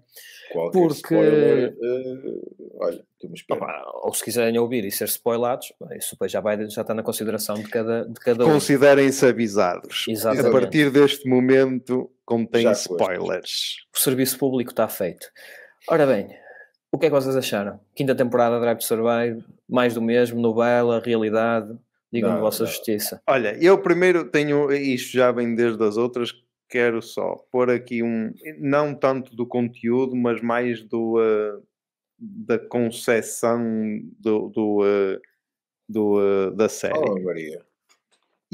Para mim, isto, se fosse eu a dizer como é que aquilo havia de ser feito, eu acho que a narrativa devia ser contínua. Abordar os mesmos temas, certo, mas tentar fazer uma narrativa contínua.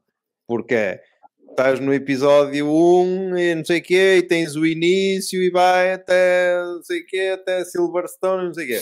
Mais passado um bocado no episódio 4 já estás em Silverstone outra vez e depois já estás em Abu Dhabi, voltas para a Austrália. Vens para a Austrália. Epá. Sim.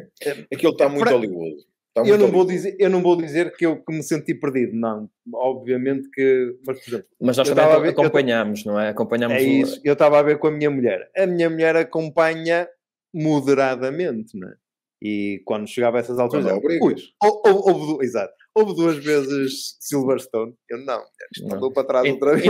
Em 2020 houve este ano. Houve, exato. Isto andou para trás outra vez.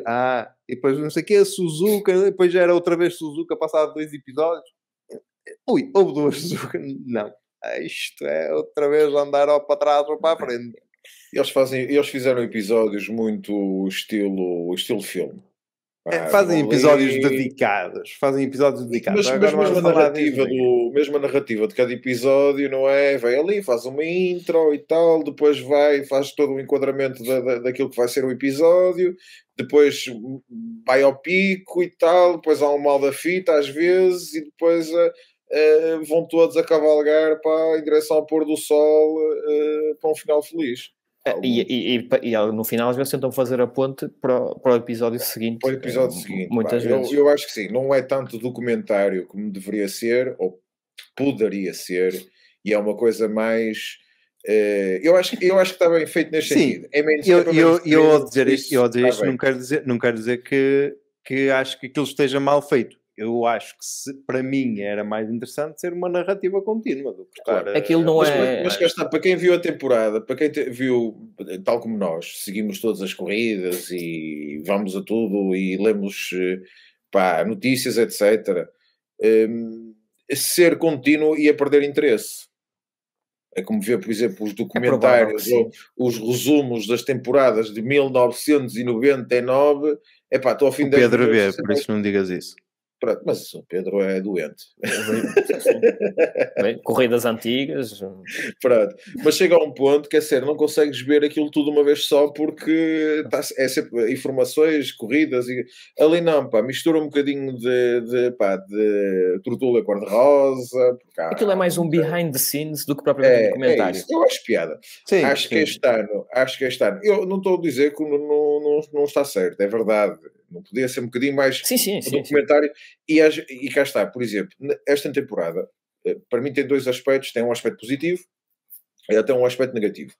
O aspecto positivo é que acho que foi menos novela. Focaram-se muito menos nas novelas. Tudo bem que a temporada de 2021 foi rica em novelas, ok? Mas eles abusaram. Exatamente. Mas eu depois da última temporada anterior, desculpa interromper, eu disse, eu nunca mais vou ver isto, porque isto é mais vale ligar a TV à noite e ver o que lá dá. Acredito que quem não siga como nós e não deixa um bocadinho mais por dentro dos meandros, até achasse um piadão àquilo. Eu não achei, e nesta temporada já penso de forma diferente, mas já lá vamos, continua, desculpa. É um ponto positivo, acho, desta temporada do Drive to Survive.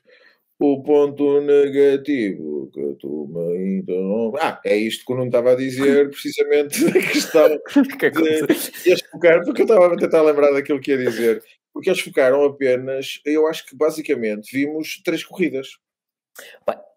Foi Suzuka, Silverstone e qual foi? Abu Dhabi, acho eu. Sim. Tudo o resto foi momentos, segundos. Brasil, por exemplo, e eu sei que tens uma coisa para dizer, vais já dizer. Brasil, por exemplo, não vimos um caraças. A Mercedes ganha aquela corrida. A única corrida do ano. Todo o fim de semana foi, de certa forma, dramático. Não é? Teve vários aspectos positivos ou vários aspectos que podiam ter sido focados e os gajos não focaram nada. E é tipo a corrida do Brasil, é uma das corridas com maior maior audiência, ou pelo menos lá no local, não é? Quer dizer, está sempre cheio aquilo, ok, pá, falar de Monza e tal também faz sentido. Pá, mas achei, por exemplo, foi isso. Focou-se muito em 3 ou 4 corridas, ou 2 ou 3, e é isto, uma temporada de 20 e tal corridas, e falámos de 3 corridas, quando houve muita coisa para se falar. Tudo bem que se calhar não iria caber em 10 episódios, mas acho que foi um bocadinho disso. Teria cortado um bocadinho nas intros. Pá, por exemplo, a introdução do primeiro episódio, pá, é uma desnecessário. Pronto, okay. Pá, é assim, há aqui uma coisa também que deu para rir. Eu não achei piada, a não ser que foi uma cena estou descansado, pá, estou tranquilizado com a tia, ok? Não está num desemprego, tenho uma vinha gigante. O Wally, pá, faz vinho, pá, há de se safar a vender umas garrafitas. Se não safar a vender garrafinhas, pode sempre beber o vinho para esquecer. Ora, dizer, tem sempre o estoque para consumir. Exatamente. E pode contar com o amigo italiano Gunther, que eu descobri também que o gajo era italiano, que eu nem sabia, pensava que o gajo era austríaco. Não, é italiano. Para ir lá beber uns canecos, porque está visto que o gajo também gosta de beber a pinga. Agora, nem se notava nem nada. Essa introdução, eu acho que é uma perda de tempo. Pá, aquilo foi quase telenovela. E eu acho que a Netflix, na próxima temporada, garantidamente tem que deixar de fazer uma coisa. O gajo que teve mais tempo de antena, há duas pessoas basicamente tiveram mais tempo de antena. Um deles pelas polémicas, e porque é o Morcon, que é o Christian Horner, e o outro foi o Gunther, porque basicamente é o bobo da corte. É o homem do show, não é? É o bobo da corte. Ele sai-se lá com cada tirada, não é? Como ele fodiu o paddock todo por um ponto e não sei o que. Pá, coisas eu assim. abracei. Sim, foi isso que ele disse. Abracei com um F. E eles focam-se demasiado. E há duas coisas que eu acredito que sejam um dos motivos pelo qual, obviamente, o gajo é um bocadinho palhaço, mas um palhaço no bom sentido. Acho que é um cromo, é um gajo, se calhar, obviamente aquela frontalidade é do gajo. O gajo é mesmo assim, eu até compro essa ideia. Agora, claro, os donos da Fórmula 1, americanos. O gajo é diretor da única equipa americana. Vive na América. Nos Estados Unidos. O gajo é um produto que se vende nos Estados Unidos porque o gajo é um bronco. Aquilo para rednecks e caraça, aquilo é top. Aquilo, da maneira que fala, não é? Pronto. Ou seja, eu até entendo que se focam nele por causa desses aspectos. Só que eu acho que é exagerado. Porque, aliás, até porque os diretores de equipa não devem ser nunca o maior foco de uma série como esta. E devem ser os atores principais, que para mim os atores principais são os pilotos. Claro que sim. Sim. Não são os diretores de equipa. Eu acho bem que focaram, por exemplo, o da Alpine. É o Otmar, não é? O Otmar Safnauer, sim. Sim, pronto. Não, sim, exatamente. Eu acho bem, e aqui eles até fazem a ligação com a temporada anterior, com a relação que ele estava a ter com o pai Stroll. Está tudo muito bem. Acho bem que se tenham focado no Christian Horner, a virgem ofendida, por causa da polémica do budget, não é? De terem ultrapassado o orçamento que ele jurava a pé junto. Eu acho piada ele falar antes de ser provado que os gajos tinham ultrapassado o budget, até depois de ser provado, não é? Ipsis verbis, que aquilo afinal foi ultrapassado, e dizer, isso foi em catering, a gente trata bem das pessoas e tal. Sim, e foi só 0,0 não sei quantos por cento. Exatamente, eu não consigo, 0, não sei quantos por cento, mas é tipo meio milhão para cima. Foi 400 mil. Era 400 mil, né? Era 400 mil. Agora falta saber se isso é verdade, não é? Porque ele andava lá aos abraços ao Mohammed bin Sulayem. Sim, aquilo pode ter sido cozinhado. Aquilo se calhar eram 4 milhões, assim, não achei piada nenhuma. Vamos dizer que são 400 mil. Eu não gosto, atenção. Não achei piada nenhuma essa cena dele. No segundo episódio, eu quero fazer uma parte. Eu não tenho nada contra a Red Bull, seja a equipa da Fórmula 1, só a opinião. Seja qual for a Mas ainda que tenhas, agora, o podcast é teu, podes ter.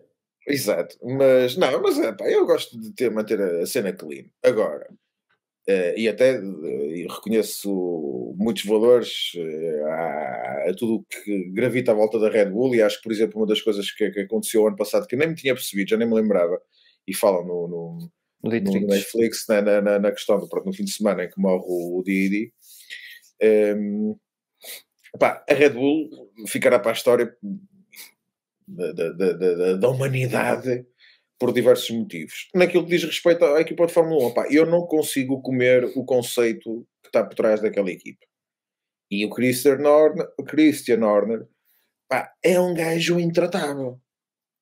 É de uma arrogância que aquele nem consegue ser arrogância britânica, que é uma coisa mesmo é arrogância estúpida.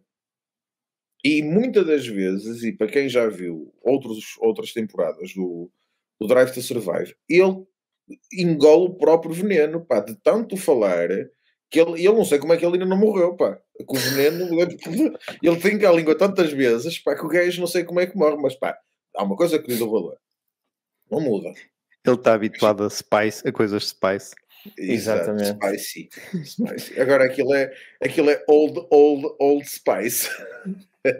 Completamente. Já é um bocado, já é um bocado carcaça spice. Como dizia, aquilo é um bocado chanfana já.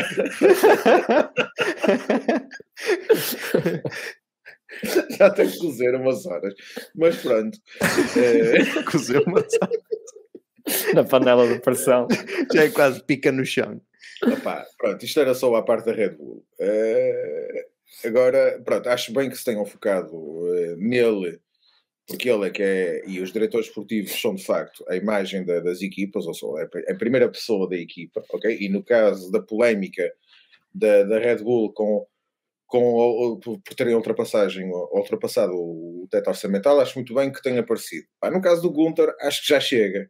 Menos Gunther, ok? Estou a esticar a corda.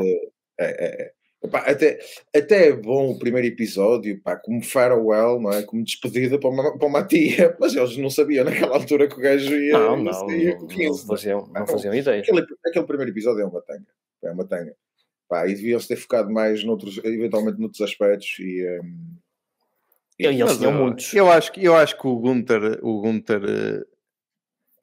eu acho alguma piada. Sim, ok.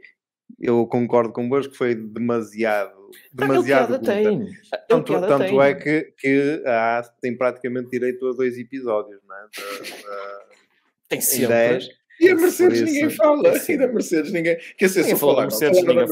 Ninguém falou da Aston Martin, ninguém falou da Williams. Por muito pouco que tivesse a dizer... da Alfa Romeo, da Alfa nada. Não, exatamente. É que nem de fundo viste os carros a passar, claro. Vi um de pernas para o ar. É o que eu ia dizer, foi esse no momento mais dramático. Exatamente. E sentaram lá o moço, na cadeira, para dizer: olá, eu sou o Joe Guan Yu e sobrevivi ao acidente. Pronto, acabou. Pelo amor de Deus. Tchau e um queijo. Obrigado ao Jorge, não é? Ao Russell George. Exatamente. Exato, foi ajudar, subiu para cima dos pneus para olhar, foi ajudar. Ora bem, mais vale um bom amandado que muitos a não fazer nada. Exatamente. Jeito, que é uma coisa que não é em Portugal. Nadinha, pelo amor de Deus. Eu concordo com o Anthony, e era um dos aspectos que eu ia referir. Eu, a temporada passada, como já disse, achei aquilo muito, muito scriptado ao máximo e desgostei completamente. Lá está, quem não se siga durante o ano até tenha passado ao lado, mas eu não gostei e disse mesmo, provavelmente não iria ver mais. Mas pronto, este ano tínhamos de ter aqui um tipo de tema de conversa e então vi na mesma.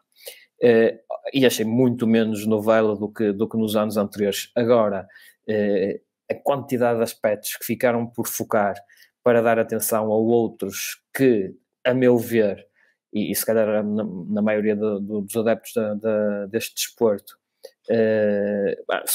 ficariam muito bem renegados para segundo plano. Acho que é indesculpável. Não faz sentido.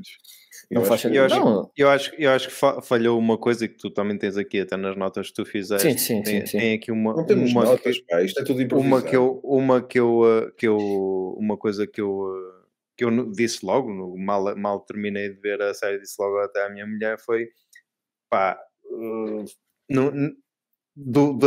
da reforma do Vettel, pá, o gajo é um dos maiores da Fórmula 1. Ele foi 4 campeonatos, não foi? Foi 4, foram 4, sim. Tetracampeão de Fórmula 1, retirou-se. Não faz sentido. Não houve 10 segundos, 15 segundos de umas imagens a levantar um caneco. Fizeram com o Checo a dizer quando o gajo abre a página do Instagram e o Checo a ver o vídeo. Ok, tipo, mas por exemplo, fizeram uma despedida ao Ricciardo. Exatamente. Ali umas imagens dele, um episódio, quase meio episódio a falar dele ou um episódio inteiro quase. Sim, por acaso eu não percebi. Eu não percebi, sinceramente. Nada. Porque mesmo do caso do Ricciardo foram buscar imagens da Red Bull, imagens da Renault e do Vettel, epá, tu não houve direito a uma imagem só. Mas agora, para mim, qual foi o motivo? E ele não deixou. Eu já procurei sobre isso, não encontrei nada. Eu já procurei sobre isso, não encontrei nada de ou concreto. Então é porque o que ele tinha para dizer não interessava a ninguém aquilo se transmitir. Mas eles não precisavam de o pôr a falar, António. Era no fim de um daqueles episódios, 10 segundos dá 4 ou 5 imagens, coisas, levantar um caneco, fazer uma curva, uma ultrapassagem, está fixe. O pô-lo em frente ao carro, quando ele ganhou o campeonato. Por exemplo, quando ganhou o quarto, ou o primeiro, já não sei o primeiro, foi o quarto. Já não me recordo. Acho que até foi para o segundo. Não interessa. Mas lá está. O Ricardo, e há aqui um aspecto diferente. O Ricardo fizeram uma despedida. Acho que foi quase um episódio completo, ou grande parte dele. E o gajo. Pelo menos 2 vezes do Ricardo, foi quando houve a polémica do Piastri. Eu estou a falar da despedida em específico. E no último episódio da Abu Dhabi. Exatamente. E ele, eventualmente, até pode vir a voltar, que ele não se reformou. Exatamente, aí é que está a questão. E o Vettel garantidamente não volta. Pode ser um Schumacher, mas de qualquer das maneiras, o Vettel, eu acho que o Vettel, e fazendo só aqui um paralelo, eu acho que o Vettel reaparece na Audi, mas como mais ligado na gestão daquilo. Pode ser, sim. O Vettel, nós sabemos que o Vettel é aquele indivíduo que não, de causas e não deixa nada por dizer. Portanto, eu até nem ponho em cima da mesa ele aparecer lá sentado na cadeira a falar, coisa que nem isso apareceu. Por decisão dele ou não, ele nem se sentou, nem se apresentou nada. Mas mostrar 2 minutos, 3, umas imagens. Os maiores astros nos últimos 20 anos da Fórmula 1, o gajo não fala nada. Numa série dedicada, eu acho isso aí, achei muito mal. Melhor, a conclusão que eu tiro é que o gajo que tinha para dizer não interessava aquilo ser dito. Parece. Pois, mas lá está, não precisavam de o pôr a falar. Sim. Fazer um resumo, lá está. Aspecto péssimo. Não, acho que não fez qualquer tipo de sentido. E pareceu-me que a parte do final da despedida do Ricardo tão prolongada deu a sensação de que, temos de acabar encher os 10 episódios e não temos matéria para encher, portanto vamos pôr aqui com isto. Mas tinham matéria para encher, tinham bué de matéria para encher. Tinham, e ainda há um bocado o António falou daquilo, quer dizer, Brasil, que foi um dos grandes prémios. Brasil, Paul do Magnussen. Por exemplo. Eu não estou a dizer fazer um episódio todo a dizer isso, foi um gajo de uma equipa do fundo americana, que eles querem conquistar o público americano, primeira pole da equipa americana, nenhuma referência. É isso, mas lá os bilhetes para o Brasil estavam caros e eles não foram lá. Provavelmente. Mas é isto. Falaram do Gunther, meteram o gajo em casa do gajo. Queremos lá saber que o gajo vive em Miami, ao pé nos skis. Eu não quero saber se ele anda lá com a filha na mota d'água ou qualquer coisa e a cadela foi-lhe comer o churrasco. Por acaso aquilo acho que não é Miami. Exato, que a cadela foi comer o churrasco. Não, acho que não. Sim, não me interessa. Graças, não é? Não interessa. Mas não interessa ver o gajo a dormir na chaise longue em casa do gajo e não falar do Magnussen que saca uma pole position, tal como o amigo dele, nos anos, sabe? À parte. Tal como quem? Sim. O Hülkenberg também chegou a sacar uma pole position no Brasil nas mesmas condições. Sim. Não faz sentido. Quer dizer, um dos momentos mais altos, foram focar quase que o regresso, quiser, infantizar, ou foi quase um conto de fadas no primeiro episódio, o facto do Magnussen entrar, chegar e sacar É isso, eles tiveram a oportunidade. Tiveram a oportunidade de falar. Exatamente, podiam ter logo despachado isso logo. Porque falaram do Magnussen, exatamente. Epá, e não falam da pole position, é uma coisa, epá, que eu também não percebi. Mas pronto, és bloqueio. E por falar em saída, não é que também merecesse grande atenção, mas para mencionar também abandonou o Latifi. O Latifi. Para o bem ou para o mal, mais que não fosse para justificar ou para fazer mencionar a saída do Latifi para fazer a ponte para a entrada do Sargent. Que lá nem está. Falam do Sargent. Que lá é mais um que antes aparece no fim aparece lá qualquer coisa das mas compara o que falaram do Piastri para o que falaram do Logan e do Sargent. Nick e do próprio De Vries. Sim, do próprio Nico Hülkenberg. Não, do De Vries. Do De Vries, sim. Mas mesmo o Hülkenberg apareceu mais que o Logan Sargent. E o Sargent é americano.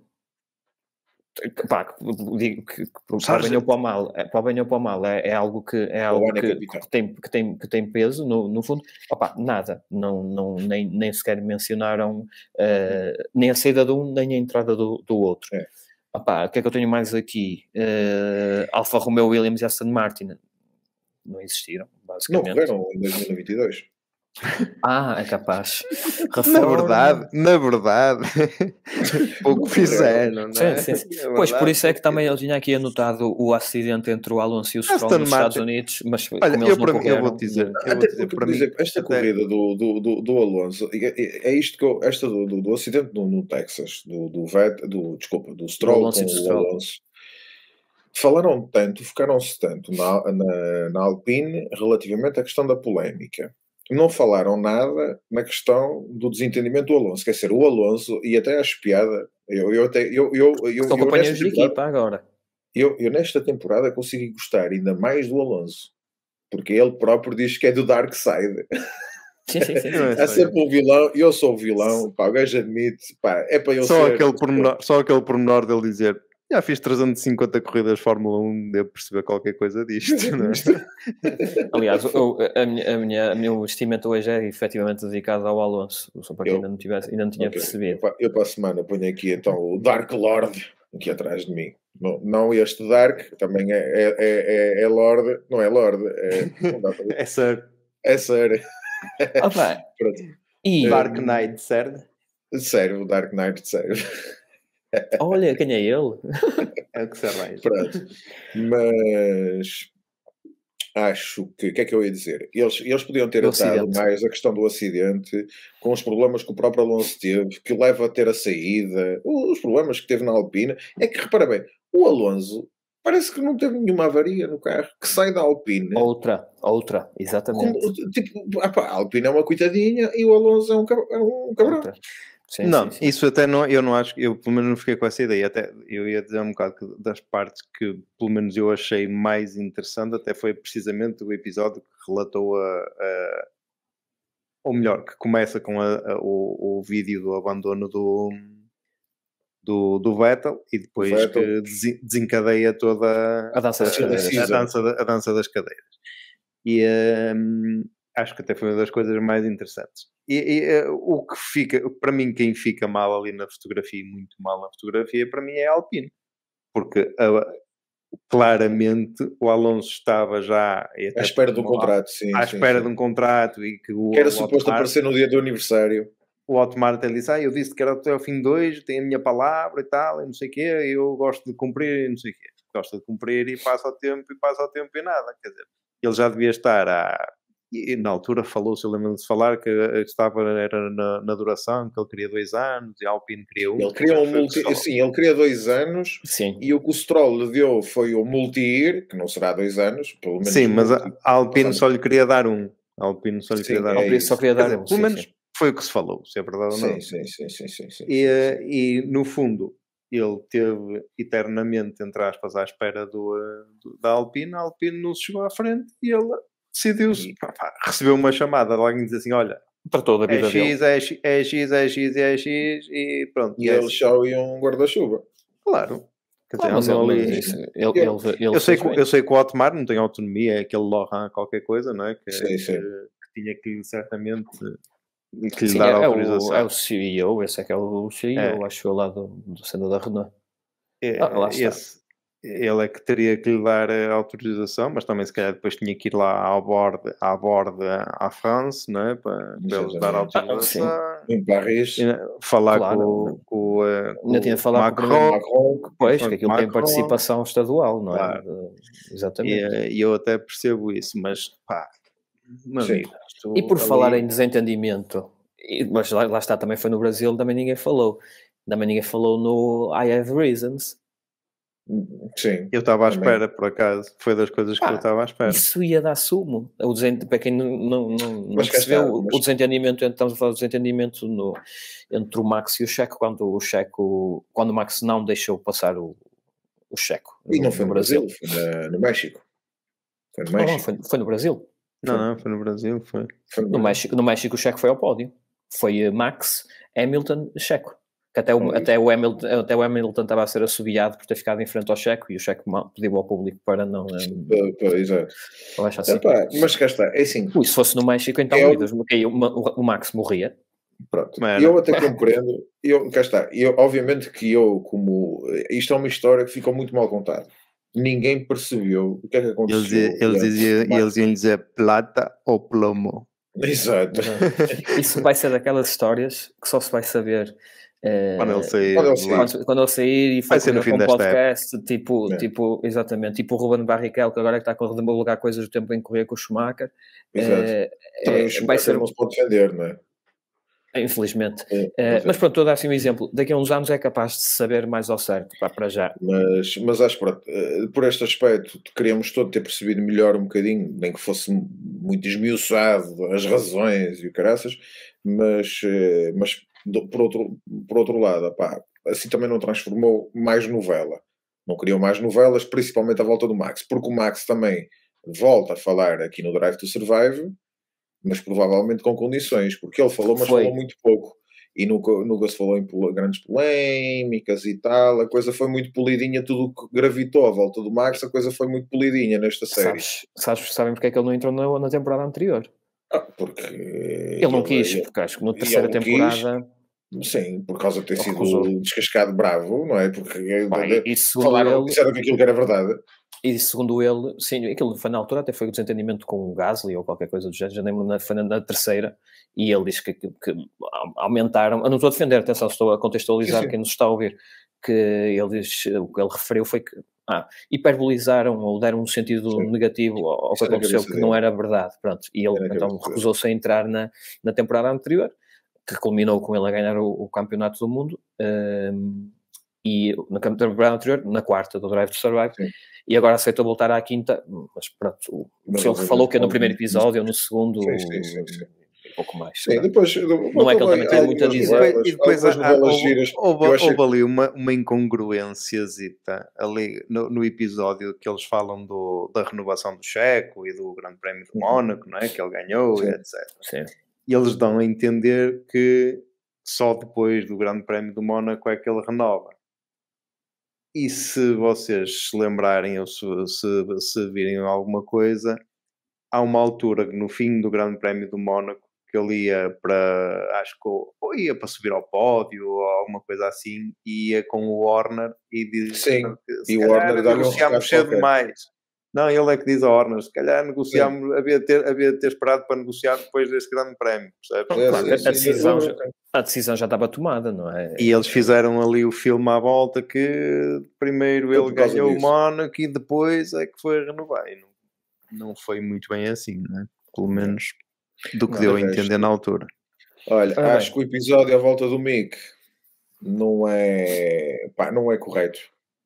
Acho que o enquadramento que deram à volta do Mick Schumacher... Basicamente deu a entender que ele só passou o ano inteiro a partir carros, não é? Exatamente, e não é verdade. E eles não deram destaque nenhum ao caso da Hungria.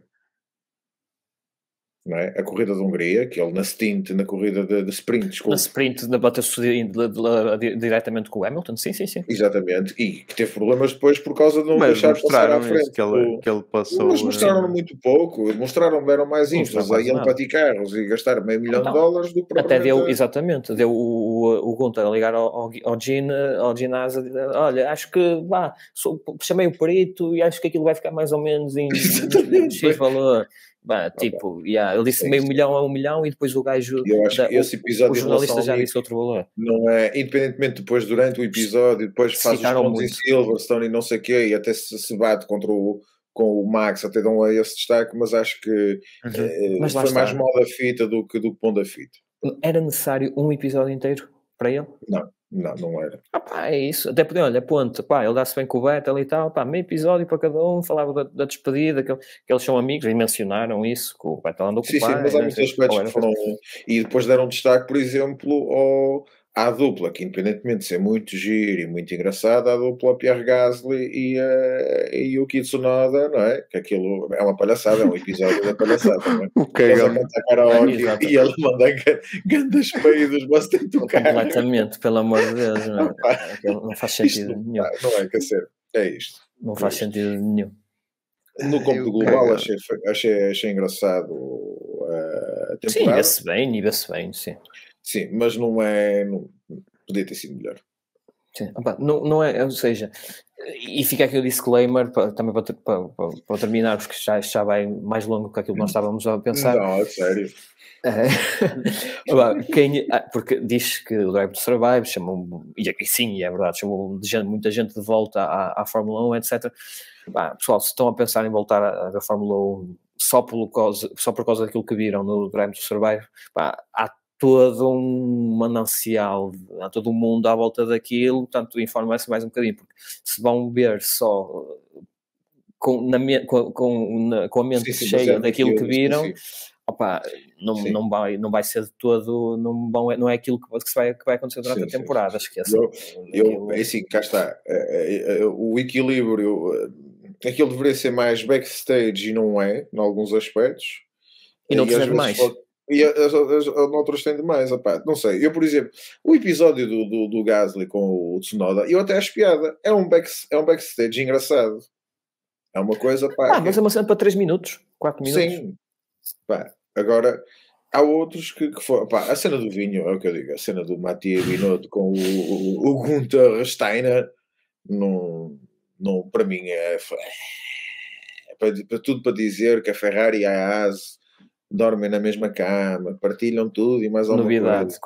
Como se o pessoal já não... Desde que entraram, que era preciso fazer um episódio para isso. Enfim. Não é novidade para ninguém. O momento melhor desse episódio, e só para arrumar, é quando ouves o Gunther a dizer: estou farto desses russos, pá. Ou não meto mais com russos, raspar desta merda. De certeza que o Drive to Survive não vai ser transmitido na Rússia, porque senão vai começar uma guerra. Bem, só com o Gunther. Sim. Vamos ficar por aqui? Acho que sim. Acho que a malta deve estar já cansadinha de nos ouvir. Exatamente. Pessoal, foi um gosto ter-vos aqui neste episódio 1 de 2023. Para a semana já voltamos a sério, porque já vai haver corrida, finalmente, a primeira corrida da temporada este fim de semana. Isto quer dizer que tivemos aqui 2 horas a brincar. Não, voltamos a sério com conteúdo técnico e factual. Sim, exatamente.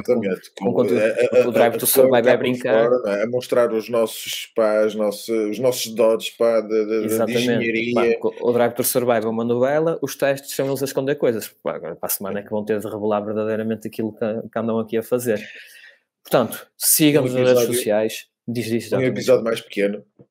Ou não, vamos ver como é que vai ser a corrida. Vamos lá ver.